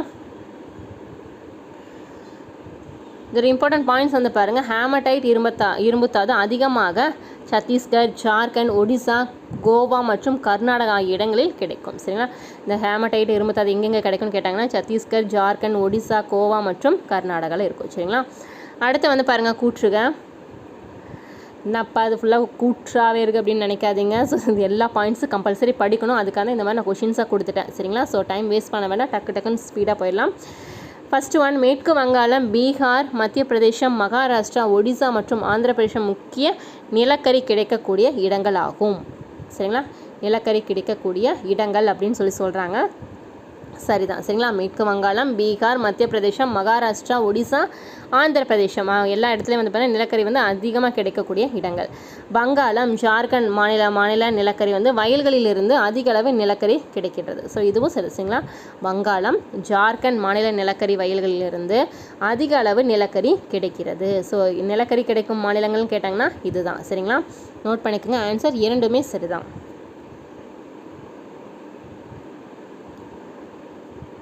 அடுத்து 38, கீழ்கண்ட எந்த இடங்களில் பாக்சைட் தாது அதிக அளவில் செறிந்து காணப்படும்? கீழ்கண்ட எந்த இடங்களில் வந்து பாக்சைட் தாது வந்து அதிக அளவில் வந்து செறிந்து காணப்படும் அப்படிங்கிறாங்க. சரிங்களா, எங்கெங்க? ஒடிசா, ஆந்திர பிரதேசம். சரிங்களா, ஒடிசா மற்றும் ஆந்திர பிரதேசத்தில் வந்து பார்த்திங்க அப்படின்னா பாக்சைட் தாது வந்து அதிக அளவில் இருக்கும். சரிங்களா, ஒடிசா, ஆந்திர பிரதேசம். ஸோ நோட் பண்ணிக்கோங்க. இந்த பாக்சைட் வந்து பார்த்திங்கன்னா அலுமினியம் தயாரிக்க பயன்படும் முக்கியமான தாது. சரிங்களா, பாக்சைட் வந்து அலுமினியத்தை தயாரிக்க தேவையான முக்கியமான தாது. 39வது கேள்வி, தவறான கூற்றை காண்க. மைக்கா ஒரு வெப்பத்தை தடுக்கும் கனிமம் மற்றும் அரிதின் மின்கடத்தி ஆகும். மைக்காங்கிறது வந்து பார்த்திங்கன்னா ஒரு வெப்பத்தை தடுக்கும் கனிமம் மற்றும் அரிதின் மின்கடத்தி ஆகும்.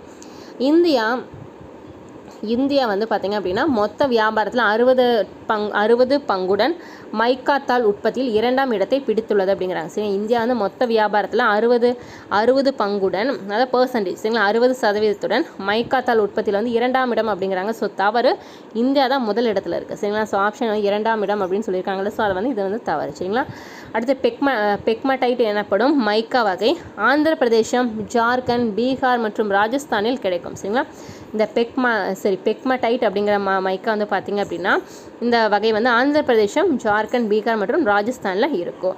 4வது, மைக்கா மின் உபகரணங்களில் மின் தடுப்பானாக பயன்படுகிறது. மைக்கா வந்து மின் உபகரணங்களை வந்து பார்த்திங்கன்னா மின் தடுப்பானாக பயன்படுகிறது. சரிங்களா, ஸோ எல்லாமே சரிதான். எது வந்து தவறு அப்படின்னா பி தான். அதாவது வந்து மொத்த வியாபாரத்தில் வந்து பார்த்திங்கன்னா மைக்காத்தாள் வந்து உற்பத்தியில் இந்தியா தான் முதல் இடத்துல இருக்குது. சரிங்களா, ஸோ அதை இங்கே பாயிண்ட்ஸில் சொல்லியிருப்பேன். 60% மைக்காத்தாள் வந்து முதல் இடத்துல இருக்குது. சரிங்களா, இந்தியா தான். 40வது கேள்வி வந்து பாருங்கள், இந்தியாவில் சுத்திகரிக்கப்படாத எண்ணெய் எடுக்கப்படும் இடங்கள் எவை? இந்தியாவில் சுத்திகரிக்கப்படாத எண்ணெய் எடுக்கப்படும் இடங்கள் வந்து எவை அப்படின்னு கேட்டிருக்காங்க. பாருங்கள், அருணாச்சல பிரதேசம் வராது. அடுத்து வந்து குஜராத்து, அசாம், ஒடிசாம் வராது. சரிங்களா, ஸோ ஆன்சர் ஆப்ஷன் பி தான்ப்பா. டக்குன்னு பார்த்தலாம். குஜராத், அசாமில் தான் பார்த்தீங்கன்னா எண்ணெய் சுத்திகரிக்கப்படாத இடங்கள். சரிங்களா, அடுத்து 41, தவறான இணையை காண்க. அந்த சுரங்கங்கள் எந்தெந்த மாநிலம் நம்ம ஆல்ரெடி பார்த்தோம்ல தான். கோலார் தங்க வயல் சுரங்கம் வந்து பார்த்திங்க அப்படின்னா உங்களுக்கு என்ன அப்படின்னாங்க கர்நாடகம் அப்படிங்கிறாங்க. சரிங்களா, கர்நாடகம் அப்படிங்கிறாங்க. ஸோ இதில் வந்து சரியான ஆன்சர் என்ன, தவறானதை கேட்டிருக்காங்க. சரிங்களா? ஸோ எது வந்து தவறானது அப்படின்னு தான் கேட்டிருக்காங்க. ஸோ கோலார் தங்கவயல் வந்து கர்நாடகம் சரிதான். ஹட்டி தங்கவயல் வந்து தெலுங்கானாங்கிறாங்க. ஸோ இது வந்து தவறு. ராம்கிரி தங்கவயல் சுரங்கம் வந்து ஆந்திரா அப்படிங்கிறாங்க. சரிங்களா? ராம்கிரி தங்கவயல் சுரங்கம் வந்து ஆந்திராங்கிறாங்க. ஸோ இதுவும் சரிதான். சரிங்களா? அப்போ எது வந்து தவறுன்னு கேட்டிருக்காங்க. ஸோ ஆன்சர் என்ன, ஆப்ஷன் 2 இதுதான் வந்து தவறாக கொடுத்துருக்காங்க. ஆன்சர் ஆப்ஷன் ஏ தான் வந்து சரி. சரிங்களா? அதாவது என்ன சொல்லியிருக்காங்கன்னா ஹட்டி தங்கவயல் சுரங்கம் வந்து பார்த்தீங்கன்னா தெலுங்கானாங்கிறாங்க. சரிங்களா? ஸோ வந்து தவறு. எங்கே அப்படின்னா கர்நாடகாவில் தான் இருக்குது. சரிங்களா? கோலார் தங்கவயலும் ஹட்டி தங்கவயல் ரெண்டுமே வந்து பார்த்திங்க அப்படின்னா கர்நாடகாவில் தான் இருக்குது. சரிங்களா? ஹட்டிவயல் சுரங்கம் வந்து கர்நாடகாவில் வந்து ரெய்ச்சூர் மாவட்டத்தில் வந்து அமைந்துள்ளது. ஆந்திர பிரதேசத்தில் வந்து அனந்தபூர் மாவட்டத்தில் ராம்கிரி தங்கவயல் சுரங்கம் வந்து அமைந்துள்ளது. சரிங்களா? ஸோ இதில் வந்து பார்த்திங்க அப்படின்னா ஹட்டி ஃபஸ்ட்டு ரெண்டுமே ஹட்டியும் கோலார் ரெண்டுமே வந்து பார்த்திங்கன்னா கர்நாடகாவில் தான் இருக்குது. சரிங்களா? கர்நாடகாவில் ரெய்ச்சூர் மாவட்டத்தில் இருக்குது. சரிங்களா? ஸோ நோட் பண்ணிக்கோங்க. அடுத்தது 42 யுஎன்இசிஇ அறிக்கையின்படி இந்தியா முழுவதிலும் டேஷ் கேரட் வைரங்கள் கிடைக்கிறது.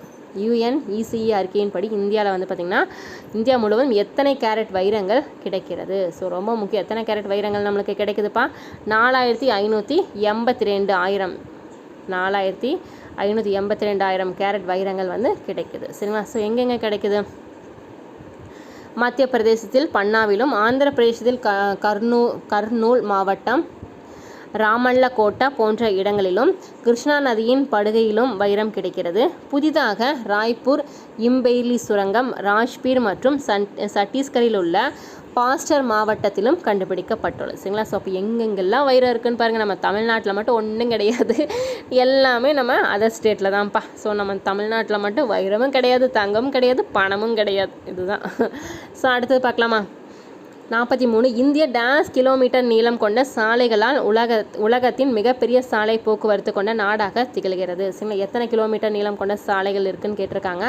மிகப்பெரிய சாலை போக்குவரத்து கொண்ட நாடாக திகழ்கிறது இந்தியா. ஸோ இது ஆன்சர் என்னப்பா, 30 லட்சம் சதுர சரி 30 லட்சம் கிலோமீட்டர். சரிங்களா? அந்த சாலையோட டோட்டலாக அந்த உலகத்திலே பார்க்கும்போது மிகப்பெரிய சாலை போக்குவரத்து கொண்ட நாடாக திகழ்கிற காரணம் என்னென்னா 30 லட்சம் கிலோமீட்டர் வந்து சாலைகள் இருக்குங்க இந்தியாவில். அடுத்து 44 இந்திய ரயில்வே முதல் ஒய்ஃபை வசதியை டேஷில் தொடங்கியது. எந்த மாநிலத்தில் தொடங்கியது. சரிங்களா? இந்திய ரயில்வே முதல் ஒய்ஃபை வசதியை பற்றி எங்கே தொடங்கியதுன்னு கேட்குறாங்க. ஸோ எங்கே முதல்ல தொடங்கினாங்க அப்படின்னா பெங்களூரில். ஆப்ஷன் சி பெங்களூரில் தான். 45 தேசிய துறைமுக வாரியம் உருவாக்கப்பட்ட ஆண்டு. தேசிய துறைமுக வாரியம் உருவாக்கப்பட்ட ஆண்டு வந்து 1950. சரிங்களா? 1950.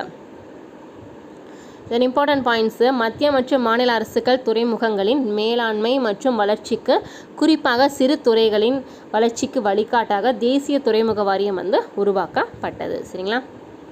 அடுத்து 46 இந்திய விமான போக்குவரத்து நிறுவனம் ஏர் இந்தியா மற்றும் இந்தியன் ஏர்லைன்ஸ் ஆகியவற்றை டேஷ் அன்று ஒன்றாக இணைந்தது. சரிங்களா? அது விமான போக்குவரத்து நிறுவனம் ஏர் இந்தியா மற்றும் இந்தியன் ஏர்லைன்ஸ் வந்து எப்போ வந்து ரெண்டுமே ஒன்றா, அதாவது எப்போ சேர்ந்தது, ரெண்டும் ஒன்றாக இணைத்தது அப்படின்னு கேட்டிருக்காங்க. இணைந்த ஆண்டு ஆர் டேட். சரிங்களா? ஸோ ரெண்டுமே சரிதான். ஸோ என்ன ஆன்சர் ஆப்ஷன் பி 27/8/2007 வந்து ரெண்டுமே சேர்ந்து ஏர் இந்தியா மற்றும் இந்தியன் ஏர்லைன்ஸ் வந்து ரெண்டும் ஒன்றா சேர்த்துட்டாங்க. சரிங்களா? குறிப்பு வந்து பாருங்கள், உள்நாட்டு விமான சேவையை இந்தியாவின் ஏர்லைன்ஸ் மற்றும் தனியார் விமான சேவைகள் செய்து வருகின்றனர். பன்னாட்டு விமான போக்குவரத்து ஏர் இந்தியா நிறுவனம் வழங்கி வருகிறது. சரிங்களா? 47 கீழ்கண்டவற்றுள் புதுப்பிக்கக்கூடிய மின்சக்தி மூல வகைகள் எவை. கீழ்கண்டவற்றுள் புதுப்பிக்கக்கூடிய மின்சக்தி மூல வகைகள் எவை. சூரிய சக்தி, காற்று, அலைகள், புவி வெப்ப சக்தி, உயிரி எரிவாயுன்னு சொல்லியிருக்காங்க. சரிங்களா? இதில் வந்து புதுப்பிக்கக்கூடிய மூல வளங்கள் கேட்டிருக்காங்க. ஸோ இதில் வந்து என்ன வரும்னா எல்லாமே வரும். சரிங்களா? ஆன்சர் ஆப்ஷன் ஏ அனைத்துமே வரும். என்னென்ன, சூரிய சக்தி, காற்று, அலைகள், புவி வெப்ப சக்தி, உயிரி எரிவாயு சக்தி. சரிங்களா? ஸோ எல்லாமே வந்து பார்த்திங்க அப்படின்னா புதுப்பிக்கக்கூடிய மின்சக்தி மூல வளங்கள். சரிங்களா? குறிப்பு வந்து பாருங்கள், இத்தகைய வளங்களை மீண்டும் மீண்டும் பயன்படுத்த இயலும். ஏனென்றால் இத்தகைய வளங்கள் தீர்ந்து போகாதவை. சரிங்களா? இவை வந்து ஏராளமாகவும் முற்று பெறாதவையாகவும் இருக்கின்றன. சில நேரங்களில் புதுப்பிக்கக்கூடிய வளங்களை வழக்கில் இல்லாத ஆற்றல் எனவும் அழைப்பதுண்டு. சரிங்களா? ஸோ இப்போ நம்ம சொன்னோம்ல, இந்த வளங்கள் எல்லாமே வந்து பார்த்திங்கன்னா மீண்டும் மீண்டும் வந்து ரீயூஸ் பண்ணுவாங்க. சரிங்களா? ஏன்னா வந்து இதுக்கு வந்து ஒரு தீர்ந்து போகாதவை, இதெல்லாம் எகைன் வந்துக்கிட்டே இருக்கிறது, தீர்ந்து போகாது, இது முற்றும் பெறாது. சரிங்களா? ஸோ அதனால் இது அப்படி சொல்கிறாங்க. அதே மாதிரி சில நேரங்களில் புதுப்பிக்கக்கூடிய வளங்கள் என்னன்னு சொல்லுவாங்க, வழக்கில் இல்லாத ஆற்றல் எனவும் அழைப்பதுண்டு. சரிங்களா? அடுத்து பார்க்கலாமா. 48 மனித வளங்களை மேம்படுத்துவதும் பொருளாதார வளர்ச்சிக்கு மறைமுகமாக துணை செய்வதுமான அமைப்புகளை டேஷ் என்கின்றோம். மனித வளங்களை மேம்படுத்தவும் பொருளாதார வளர்ச்சிக்கு மறைமுகமான துணை செய்வதுமான அமைப்புகளை வந்து என்ன சொல்கிறோம் அப்படின்னு கேட்டிருக்காங்க. சரிங்களா? ஸோ என்ன சொல்லுவோம்? சமூக கட்டமைப்புகள்னு சொல்லுவோம். சரிங்களா? சமூக கட்டமைப்புகள். 49 டேஷாம் ஆண்டு வரை கல்வி மாநில அரசின் பொறுப்பில் இருந்தது. டேஷாம் ஆண்டு வரை கல்வி வந்து மாநில அரசின் பொறுப்பில் இருந்தது அப்படின்னு கேட்டிருக்காங்க. எந்த வருஷம் வரைக்கும் இருந்தது? 1976. சரிங்களா? 1976ஆம் ஆண்டு வரை பார்த்திங்கன்னா இந்த கல்வி வந்து பார்த்திங்கன்னா மாநில அரசு பொறுப்பில் இருந்தது. அதுக்கப்புறம் வந்து பார்த்திங்கன்னா கல்வி வந்து மத்திய மாநில அரசுகளின் கூட்டு பொறுப்பில் வந்தது. சரிங்களா? மாநில அரசில் மட்டும்தான் இருந்தது. அதுக்கப்புறம் மத்திய அரசு கூடயும் சேர்ந்து இருந்தது. 50வது கேள்வி, இந்திய நாட்டின் கல்விக் கொள்கைகளையும் திட்டங்களையும் வகுத்து நடைமுறைப்படுத்தும் அமைச்சகம் எது? இந்திய நாட்டின் கல்விக் கொள்கைகளையும் திட்டங்களையும் வகுத்து நடைமுறைப்படுத்தும் அமைச்சகம் வந்து எது அப்படின்னு கேட்டிருக்காங்க. ஸோ ஆன்சர் மனிதவள மேம்பாட்டுத்துறை அமைச்சகம். மனிதவள மேம்பாட்டுத்துறை அமைச்சகம். சரிங்களா? ஸோ அடுத்து பார்க்கலாமா? 51 இந்திய கல்வி முறை அடிப்படையில் டேஷ் நிலையை கொண்டுள்ளது. இந்திய கல்வி முறை அடிப்படையில் வந்து பார்த்திங்கன்னா எந்த நிலையை கொண்டுள்ளது அப்படிங்கிறாங்க. ஸோ ஆன்சர் 6ஆம் நிலை. சரிங்களா? ஆன்சர் பி 6ஆம் நிலை. 6 நிலைகளில் வந்து இருக்குது. குழந்தை கல்வி, தொடக்க கல்வி, இடைநிலை கல்வி, மேல்நிலை கல்வி, இளங்கலை பட்டம், முதுகலை பட்டம். சரிங்களா? ஸோ இப்போ கல்வி நிலை வந்து எத்தனை நிலையாக இருக்குது? 6 நிலையாக இருக்குது. 52 பல்கலைக்கழகங்களின் தரம் டேஷ் சட்டத்தின்படி அளவிடப்படுகிறது. பல்கலைக்கழகங்களின் தரம் வந்து பார்த்திங்கன்னா எந்த சட்டத்தின்படி அளவிடப்படுகிறது அப்படின்னு சொல்கிறாங்க. சரிங்களா? ஆன்சர் ஆப்ஷன் சி பல்கலைக்கழக மானியக் குழு சட்டம். பல்கலைக்கழக மானியக் குழு சட்டத்தின் படி அளவிடப்படுகிறது. கல்வித்துறை என்பது பல்வேறு பள்ளிகள், கல்லூரிகள் மற்றும் பல்கலைக்கழகங்களை உள்ளடக்கியது. இது சமுதாயத்தின் எல்லா பிரிவு மக்களுக்கும் நடுநிலையான கல்வியளிக்கும் அமைப்பாகும். சரிங்களா? ஸோ இந்த பல்கலைக்கழக மானியம் என்பது. 53வது கேள்வி வந்து பாருங்கள். தவறான கூற்றை காண்க. எது வந்து தவறு அப்படின்னு கேட்டிருக்காங்க. இந்தியாவின் உடல் நலம் மாநில அரசின் பொறுப்பில் வந்து இருந்தது. சரிங்களா? இந்தியாவின் உடல் நலம் வந்து மாநில அரசின் பொறுப்பில் வருகிறது. மத்திய சுகாதார மற்றும் நலவாழ்வு கழகம் பல்வேறு நல கொள்கைகளையும் திட்டங்களையும் நடைமுறைப்படுத்தி வருகிறது. சரிங்களா? ஸோ சரிதான். மத்திய சுகாதாரம் தான் வந்து பார்த்திங்கன்னா நலவாழ்வு கழகம் ரெண்டுமே வந்து சேர்ந்தீங்க பல்வேறு நல கொள்கைகளையும் திட்டங்களையும் நடைமுறைப்படுத்தி வருகிறது. மத்திய உள்துறை அமைச்சகம் வந்து நலத்துறையின் நிர்வாகத்தையும் அதற்கான தொழில்நுட்ப தேவைகளையும் கவனித்துக் கொள்ளுங்கிறாங்க. ஸோ தவறு. சரிங்களா? ஸோ அடுத்து வந்து பாருங்கள். இந்தியாவில் அனைத்து மருத்துவ நடைமுறைகளையும் ஒரே அமைச்சகத்தின் கீழ், அதாவது ஆயுஷ் தற்போது உள்ளது. சரிங்களா? ஸோ எது கீழே இருக்குது அப்படின்னா ஆயுஷ் கீழே தான் இருக்குது. சரிங்களா? ஸோ இதில் இம்பார்ட்டன்ட் பாயிண்ட்ஸ் வந்து பாருங்கள். ஸோ ஆன்சர் வந்து ஆப்ஷன் சி தான் தவறு. சரிங்களா?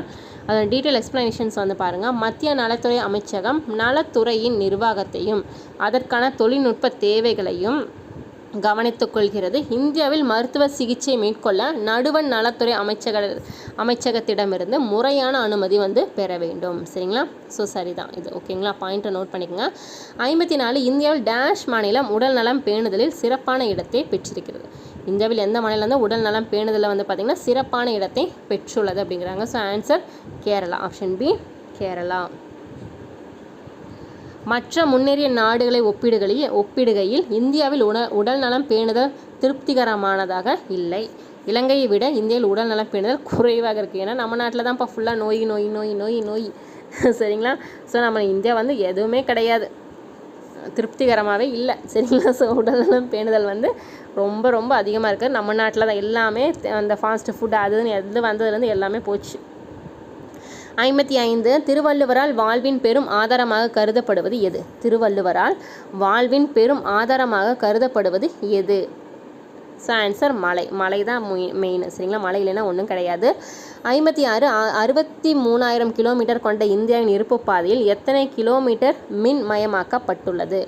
63,000 கிலோமீட்டர் கொண்டது இந்திய இருப்பு பாதை. அதில் வந்து எத்தனை கிலோமீட்டர் வந்து பார்த்திங்கன்னா மின் மயமாக்கப்பட்டது அப்படின்னு கேட்டிருக்காங்க. சரிங்களா? ஸோ எத்தனை கிலோமீட்டர்? ஸோ பேசிக்கான கொஷின்ஸாக எத்தனை கிலோமீட்டர்? 13,000 கிலோமீட்டர். சரிங்களா? 13,000 கிலோமீட்டர். இதோட பாயிண்ட் வந்து பாருங்கள். ஆசியாவில் மிகப்பெரிய இருப்பு பாதை வழிகளிலும் உலகின் 4வது பெரிய போக்குவரத்து அமைப்பாகவும் இந்திய இருப்பு பாதை வந்து திகழ்கிறது. சரிங்களா? ஸோ அடுத்து 57 வந்து பாருங்கள். கீழ்கண்டவற்றுள் சமூக கட்டமைப்பு சார்ந்தவை எவை? சமூக கட்டமைப்பு சார்ந்தவை எவை அப்படின்னு கேட்டிருக்காங்க. சரிங்களா? ஸோ எது? கல்வி, பயிற்சி மற்றும் ஆராய்ச்சி, சுகாதாரம், வீட்டு வசதி எல்லாமே வந்து சமூக கட்டமைப்பு சார்ந்தவை தான். சரிங்களா? அடுத்து 58 வந்து பாருங்கள், 58 சரிங்களா. நிலக்கரி உற்பத்தியில் இந்தியா வந்து எத்தனாம் இடத்தில் உள்ளது? நிலக்கரி உற்பத்தியில் வந்து இந்தியா வந்து எத்தனாம் இடத்துல வந்து உள்ளது? ஸோ ஆன்சர் 3ஆம் இடத்துல சரிங்களா. நிலக்கரி உற்பத்தியில் வந்து இந்தியா வந்து 3ஆம் இடத்துல இருக்குது சரிங்களா. சீனா, அமெரிக்க ஐக்கிய நாட்டிற்கு அடுத்தபடியாக வந்து நிலக்கரி உற்பத்தியில் வந்து 3ஆம். அப்போ ஃபஸ்ட்டு வந்து சீனா, 2வது அமெரிக்க ஐக்கிய நாடுகள், அப்புறம் 3வது வந்து நம்ம இந்தியா சரிங்களா. 59 வந்து பாருங்கள், இந்தியாவில் மேக்னடைட் இரும்புத்தாது டேஷ் மில்லியன் டன் அளவிற்கு இருப்பு உள்ளது. நம்ம ஆல்ரெடி பார்த்தோம்ல எத்தனை மில்லியன் டன் இருப்பு உள்ளது அப்படின்னு. ஸோ எவ்வளவு? ஆன்சர் 10,619 மில்லியன் டன் சரிங்களா. 10,619 மில்லியன் டன் வந்து இருப்பு உள்ளது. 60வது கேள்வி, இந்தியாவில் மொத்த நிலப்பரப்பில் காடுகளின் சதவீதம் எவ்வளவு? இந்தியாவில் மொத்த நிலப்பரப்பு பார்த்தோம், அதில் வந்து காடுகளின் சதவீதம் மட்டும் எவ்வளவு அப்படின்னு கேட்டிருக்காங்க. ஸோ ஆன்சர் 21.02% வந்து காடுகள் இருக்குது. 21.02%. 61, ஒரு நாடு அதன் செலவுகளை கட்டுக்குள் வைத்திருக்கும் பட்சத்தில் அதன் வருமானம் குறைவாக இருந்தாலும் பாதகமில்லை என்றவர் யார்? ஒரு நாடு அதன் செலவுகளை கட்டுக்குள் வைத்திருக்கும் பட்சத்தில் அதன் வருமானம் குறைவாக இருந்தாலும் பாதகமில்லை என்றவர் யார்? ஸோ நம்மளுக்கு பார்த்தாலே தெரியும், ஆன்சர் திருவள்ளுவர் தான் சரிங்களா. அடுத்தது 62, கூற்றுக. நீண்ட காலங்கள் நிலைத்திருக்கக்கூடிய மீண்டும் உருவாக்கக்கூடிய வளங்கள் புதுப்பிக்கக்கூடிய வளங்கள் ஆகும் சரிங்களா. ஸோ இது என்ன சொல்லியிருக்காங்கன்னா வளங்களை பற்றி சொல்கிறாங்க சரிங்களா. இதை பற்றி சொல்கிறாங்க, வளங்கள் பற்றி சொல்கிறாங்க. நீண்ட காலம் நிலைத்திருக்கக்கூடிய மீண்டும் உருவாக்கக்கூடிய வளங்கள் என்ன சொல்லுவாங்கன்னா புதுப்பிக்கக்கூடிய வளங்கள் அப்படின்னு சொல்லுவாங்க. ஸோ சரிதான். மீண்டும் உருவாக்க முடியாத நிலைத்து இருக்க முடியாதவைகளுக்கு புதுப்பிக்க இயலாத வளங்கள் அப்படின்னு சொல்லுவாங்க. ஸோ இதுவும் சரிதான் சரிங்களா. ரெண்டுமே டெஃபினிஷன் தான். Answer option A. 63 வந்து பாருங்கள், 2011ஆம் ஆண்டு கணக்கெடுப்பின்படி குறைவான எழுத்தறிவு விகிதம் பெற்ற மாநிலம் எது? அதிக எழுத்தறிவுனா கேரளா பார்த்தோம். குறைந்த எழுத்தறிவு விகிதம் பெற்ற மாநிலம் வந்து எது சரிங்களா. So answer Bihar. எந்த வருஷத்தில் கேட்குறாங்க நோட் பண்ணிங்க. 1991, 2001, 2011 அப்படின்னு நம்ம வருஷங்களை முதல்ல தெரிஞ்சுக்கணும். அந்த வருஷத்தின் கணக்கெடுப்பின்படி சரிங்களா. ஸோ பீகார் வந்து பார்த்திங்கன்னா மிக குறைவான எழுத்தறிவு பெற்ற மாநிலம் சரிங்களா. 64வது கேள்வி வந்து பாருங்கள், 1951ஆம் ஆண்டில் இந்தியாவின் ஒட்டுமொத்த எழுத்தறிவு விகிதம் கேட்டிருக்காங்க சரிங்களா. 1951ஆம் ஆண்டில் இந்தியாவின் ஒட்டுமொத்த எழுத்தறிவு விகிதம் எந்த மாநிலம்னு கொடுக்கல, ஒட்டுமொத்த எழுத்தறிவு விகிதம்னே கேட்டாங்க சரிங்களா. ஸோ எவ்வளோ வரும்? 18.3%. 18.3%. 65, 1991ஆம் ஆண்டின் கணக்கெடுப்பின்படி இந்தியாவின் வாழ்நாள் எதிர்பார்ப்பு விகிதம் எவ்வளவு? ஸோ இதெல்லாமே ப்ரீவியஸில் கேட்ட கொஷின்ஸு. ஸோ அதனால தான் ரிப்பீட்டாக பார்க்குறோம் சரிங்களா. 1991ஆம் ஆண்டில் வந்து கணக்கெடுப்பின்படி இந்தியாவின் வாழ்நாள் எதிர்பார்ப்பு விகிதம் வந்து எவ்வளவு? So answer 58.7%. 58.7% சரிங்களா. 66, இந்தியாவில் அதிக இறப்பு விகிதத்தை கொண்டுள்ள மாநிலம். இந்தியாவில் அதிக இறப்பு விகிதத்தை கொண்டுள்ள மாநிலம் வந்து எது? நம்ம இது பார்க்கவே இல்லைல்ல. ஸோ எங்கே அப்படின்னா ஆன்சர் ஒரிசா சரிங்களா. ஒரிசாவில் தான் வந்து அதிக இறப்பு விகிதம் கொண்டுள்ள மாநிலம் அப்படின்னு சொல்லுவாங்க. 68, டேஷ் ஆண்டை மக்கள் தொகை வெடிப்பு ஆண்டு என்கின்றோம். எந்த வருஷத்தை வந்து மக்கள் தொகை வெடிப்பு ஆண்டு என்கின்றோம் சரிங்களா. ஸோ எந்த வருஷம்? 1961 சரிங்களா. 1961 என்னன்னு சொல்கிறோம், நம்ம மக்கள் தொகை வெடிப்பு ஆண்டு அப்படின்னு சொல்கிறோம் சரிங்களா. 68, இந்திய வரவு செலவு திட்டத்தில் டேஷ் சதவீத நிதி கல்வித்துறைக்கு ஒதுக்கப்பட்டுள்ளது.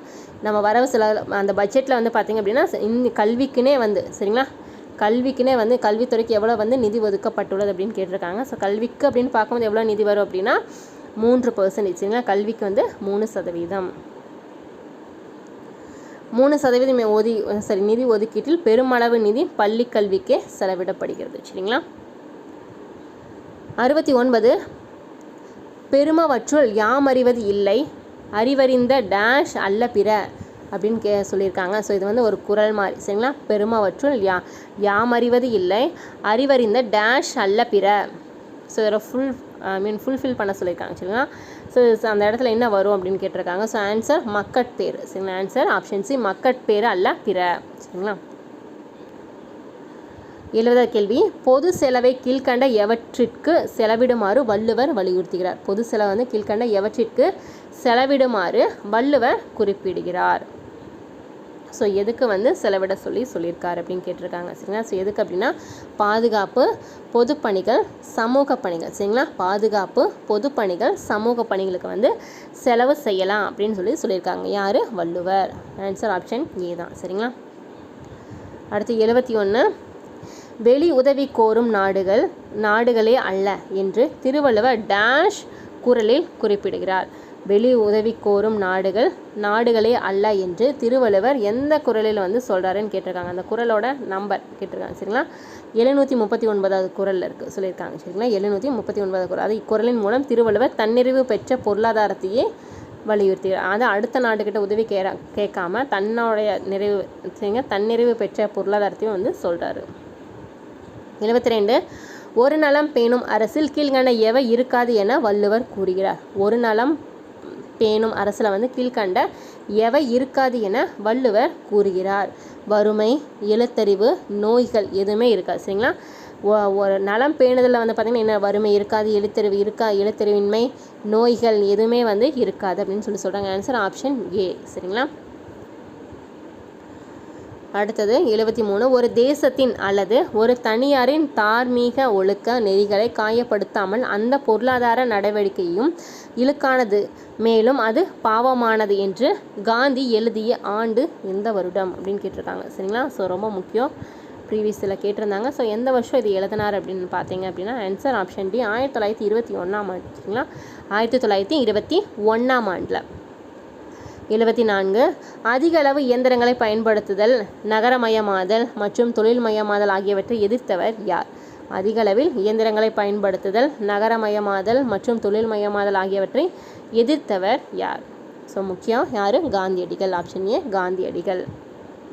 அடுத்து வந்து பாருங்கள், பசி கொடுமையிலிருந்து பெரும் விடுதலையே ஒவ்வொரு மனிதனும் பெறக்கூடிய அடிப்படை சுதந்திரம் என்று அனைத்து குடிமகனும் இதனை அனுபவிக்க வேண்டும் என்று கருதியவர் யாருன்னு கேட்டிருக்காங்க. ஸோ ஆன்சர் இதுக்கு யாருப்பா? ஆன்சர் வள்ளுவர். பசி கொடுமையிலிருந்து பெரும் விடுதலையை ஒவ்வொரு மனிதனும் பெறக்கூடிய அடிப்படை சுதந்திரம் அப்படின்னு சொல்லியிருக்காங்க. சரிங்களா. இதோட இம்பார்ட்டன்ட் பாயிண்ட்ஸ் வந்து பாருங்கள். வறுமையே அனைத்து தீமைகளுக்கும் வேறாய் இருந்து எக்காலத்திற்கும் தீராத துன்பங்களை தருவதாகும் என்று வள்ளுவர் கருதினார். சரிங்களா. ஸோ அதை நோட் பண்ணிக்கோங்க. 76, காந்தியை பற்றிய கருத்துக்களில் தவறானது எதுன்னு கேட்டிருக்காங்க. சரிங்களா. ஸோ தவறானதை நம்ம கண்டுபிடிக்கணும். எது வந்து சரின்னு நம்ம பார்க்கலாம். மனித உழைப்பு என்பதே உடல் உழைப்பு தான் என்று காந்தி கூறினார். மனித உழைப்பு என்பதே உடல் உழைப்பு தான் என்று சொன்னவர் வந்து காந்தி தான். ஸோ இது வந்து சரிதான். ஸோ இதுதான் தவறுன்னு கேட்டிருக்காங்க. சரிங்களா. தவறு பார்க்கலாம். உணவுப் பொருட்களின் மீதான எந்தவித கட்டுப்பாடுகளையும் காந்தி எதிர்த்தார். உணவுப் பொருட்களின் மீதான எந்தவித கட்டுப்பாடுகளையும் வந்து காந்தி எதிர்த்தார். இது வந்து தவறு தான். காந்தி செயற்கையான குடும்ப கட்டுப்பாடு முறைகளை ஆதரித்தார். ஸோ இதுவும் தவறு தான். இந்திய குடிகாரன்களின் நாடாக இருப்பதை விட ஏழைகளின் நாடாக இருப்பதே மேல் என்று காந்தி கூறினார். ஸோ சரிதான். சரிங்களா. ஸோ எது வந்து தவறுங்கிறாங்க? 2, 3. சரிங்களா. இந்தியா வந்து குடிகாரனின் நாடாக இருப்பதை விட ஏழைகளின் நாடாக இருப்பதே மேல் என்று காந்தி கூறினார். ஸோ இதெல்லாமே சரிதான். இம்பார்ட்டன்ட் பாயிண்ட் வந்து பாருங்கள். காந்தி செயற்கையான குடும்ப கட்டுப்பாட்டு முறைகளை எதிர்த்தார். ஆனாலும் மக்கள் தொகை கட்டுப்படுத்த சுய கட்டுப்பாடு மற்றும் பிரம்மச்சாரியத்தை வலியுறுத்தினார். சரிங்களா. இவர் வந்து பார்த்திங்கன்னா செயற்கை குடும்ப கட்டுப்பாடு முறையை வந்து எதிர்த்தார். மக்கள் தொகை வந்து நம்மளே கட்டுப்படுத்திக்கலாம், நம்மளே பண்ண முடியும் அப்படிங்கிறதுக்காகவும் பிரம்மச்சாரியத்தை வந்து கைப்பிடிக்கவும் வந்து இது பண்ணார். சரிங்களா. 77, காந்திய பொருளாதாரம் டேஷை அடிப்படையாக கொண்டது. காந்திய பொருளாதாரம் வந்து நன்னெறி. ஸோ நன்னெறியை அடிப்படையாக கொண்டது. அடுத்து பார்க்கலாமா? 78, கூற்றுகளை ஆராய்க. நவீன இந்தியாவை கட்டமைத்த முதன்மை சிற்பிகளில் ஒருவர் ஜவஹர்லால் நேரு. சரிங்களா. ஜவஹர்லால் நேரு பற்றி கொடுத்துருக்காங்க. நவீன இந்தியாவை கட்டமைத்த முதன்மை சிற்பிகளில் வந்து ஒருவர் வந்து ஜவஹர்லால் நேரு அவர்கள் தான். சரிதான். சுதந்திர இந்தியாவின் முதல் பிரதம அமைச்சராக பதவியேற்ற நாள் வந்து 1964 வந்து இருந்தார். இறக்கும் வரை நேரு வந்து பதவியில் தான் இருந்தார். சரிங்களா. சுதந்திர இந்தியாவில் முதல் பிரதம அமைச்சராக இருந்தார். எப்போ? 1964 இறக்கும் வரை வந்து பதவி வகித்தார். ஸோ இதுவும் சரிதான். சரிங்களா. ஆன்சர் இரண்டுமே சரிதான். காந்தி அவர்கள் பற்றியும் நேரு அவர்களை பற்றியும் கூற்றுகள் நம்ம தெரிஞ்சுக்கணும். இதே மாதிரி எல்லா தலைவர்கள் பற்றின டீட்டெயிலும் நம்ம தெரிஞ்சுக்கணும். சரிங்களா. 79, திட்டமிடுதலின் சாரம் என்பது மனித சக்தி வளங்கள், பணம் இவற்றை சிறந்த வழிகளில் பயன்படுத்துவதை குறிக்கும் என்றவர் யார்? திட்டமிடுதலின் சாரம் என்பது மனித சக்தி வளங்கள், பணம் இவற்றை சிறந்த வழியில் பயன்படுத்துவதை குறிக்கும் என்றவர் யார்? ஸோ ஆன்சர் ஜவஹர்லால் நேரு அவர்கள். சரிங்களா? ஒரு இம்பார்ட்டன்ட் பாயிண்ட்ஸ் வந்து பாருங்கள். திட்டமிடுதலை நம் நாட்டின் அறிமுகப்படுத்திய பெருமை ஜவஹர்லால் நேருவையே சேரும். 1956ஆம் ஆண்டு மே மாதம் 2வது ஐந்தாண்டு திட்டத்தை வந்து கருப்பொருள் மீதான விவாதத்தை வந்து பாராளுமன்றத்தில் துவங்கி வைத்து நேரு வந்து மேற்கண்டவாறு பேசினார். லாஸ்ட் கொஷின், நேரு குறித்த தவறான கூற்று எது? சரிங்களா? நேரு குறித்த கூற்றுகளில் தவறானது வந்து எது அப்படின்னு கேட்டிருக்காங்க. சரிங்களா? ஜனநாயகத்தை உறுதியாக நம்பியவர் வந்து நேரு. ஜனநாயகத்தை உறுதியாக நம்பியவர் வந்து நேரு அவர்கள் சரிதான். பேச்சுரிமை, குடிமக்கள் உரிமை, வாக்குரிமை, சட்டத்தின் வழி ஆட்சி மற்றும் பாராளுமன்ற ஜனநாயகம் ஆகியவற்றை நேரு நம்பினார். ஸோ இதுவும் சரிதான். நேரு பிரதமராக பணியாற்றிய காலத்தில் தான் பல ஐஐடி மற்றும் ஆராய்ச்சி நிறுவனங்கள் வந்து தொடங்கப்பட்டது. ஸோ இதுவும் சரிதான். நேரு எப்போதும் அறிவியல் மனப்பான்மையை எதிர்த்தார். ஸோ இது வந்து தவறு. சரிங்களா? ஸோ அவர் வந்து அறிவியல் இதுக்கு வந்து ரொம்ப ஒத்துழைத்து அவர் வந்து அவ்வளோ இன்ட்ரெஸ்டாக இருந்தார். அது வந்து அவரோட காலகட்டத்தில் வந்து பண்ணால் அந்த ஆராய்ச்சி நிறுவனங்கள் எல்லாமே வந்து தொடங்கப்பட்டது. சரிங்களா? ஸோ லாஸ்ட் வந்து தவறு தான். கொஸ்டின் என்ன கேட்டிருக்காங்க? தவறானதை கேட்டிருக்காங்க. ஆன்சர் ஆப்ஷன் டி தான். சரிங்களா? தவறு. அதில் இம்பார்ட்டன்ட் பாயிண்ட்ஸ் வந்து பாருங்கள். நேரு அறிவியல் மனப்பான்மையை வலியுறுத்தினார். அறிவியல், ஆராய்ச்சி, தொழில்நுட்பம் மற்றும் தொழில் வளர்ச்சி கல்வி ஆகியவற்றை வந்து பார்த்தீங்கன்னா நேருவின் பங்களிப்பு வந்து மறக்க முடியாததாக ஒன்றாக இருந்தது. சரிங்களா? ஸோ ஒரு ஆட்சி காலத்தில் வந்து பார்த்திங்கன்னா ஆராய்ச்சி நிறுவனங்கள் இதெல்லாமே நிறைய தொடங்கப்பட்டு நிறையா இதெல்லாம் கண்டுபிடிச்சாங்க. சரிங்களா? ஸோ இன்றைக்கான 80 கேள்வி முடிச்சிட்டோம். இதில் வந்து பார்த்திங்கன்னா இந்திய பொருளாதாரம் இன்றைக்கி பார்த்தேன். இந்திய பொருளாதாரம் வந்து பார்த்திங்கன்னா ரொம்ப முக்கியமான கேள்வி. சரிங்களா? ஸோ இப்போ இந்த 80 கேள்வியுமே ரொம்ப முக்கியம். நீங்கள் பார்த்தீங்கனாலே தெரிஞ்சிருக்கும். ஸோ நெக்ஸ்ட்டில் வந்து பார்த்திங்கன்னா இந்திய பொருளாதாரம் சுதந்திரத்துக்கு முன்னரும் பின்னரும், அதாவது வந்து அந்த 5 ஆண்டு திட்டங்கள், பசுமை புரட்சி, திட்டக்குழு பற்றின எல்லா டாப்பிக்கும் சேர்த்து அடுத்து இதில் கொஷின்ஸ் ஃபுல்லாக டீட்டெயில் எக்ஸ்ப்ளனேஷன்ஸோடு பார்த்துடலாம். ஸோ இப்போ தான் நம்ம சேனல் நீங்கள் ஃபஸ்ட் டைம் பார்க்குறீங்க அப்படின்னா மறக்காமல் சப்ஸ்கிரைப் பண்ணிவிட்டு பக்கத்தில் இருக்க பெல் ஐக்கானில் ஆளுங்க நோட்டிஃபிகேஷன் கொடுத்துங்க. அப்போ தான் நம்ம போகிற வீடியோ வந்து முன்னாடி நோட்டிஃபிகேஷன்லாம் வந்துடும். சரிங்களா? இந்த வீடியோ உங்களுக்கு பிடிச்சினா மறக்காமல் லைக் பண்ணுங்கள், சப்ஸ்கிரைப் பண்ணுங்கள், உங்கள் ஃப்ரெண்ட்ஸ்க்கு ஷேர் பண்ணுங்கள். சேம் அதே மாதிரி உங்களுக்கு ஸ்டடி மெட்டீரியல் வேணும் அப்படின்னா மேலே இருக்கிற வாட்ஸ்அப் நம்பருக்கு நீங்கள் டெக்ஸ்ட் பண்ணி டீட்டெயில் வந்து கேட்டுக்கலாம். இல்லை உங்களுக்கு வந்து டெஸ்ட் பேட்சில் ஜாயின் பண்ணுறதுக்கு வில்லிங் இருந்தால் கூட நீங்கள் என்ன காண்டாக்ட் பண்ணி நீங்கள் டெஸ்ட் பேட்ச்லேயே ஜாயின் பண்ணிக்கலாம். ரெண்டுமே சேர்ந்து ரொம்ப கம்மியான ப்ரைஸில் தான் கொடுத்துட்ருக்கோம். உங்களுக்கு வேணுங்கிறவங்க நீங்கள் கலெக்ட் பண்ணிக்கலாம். தேங்க்யூ.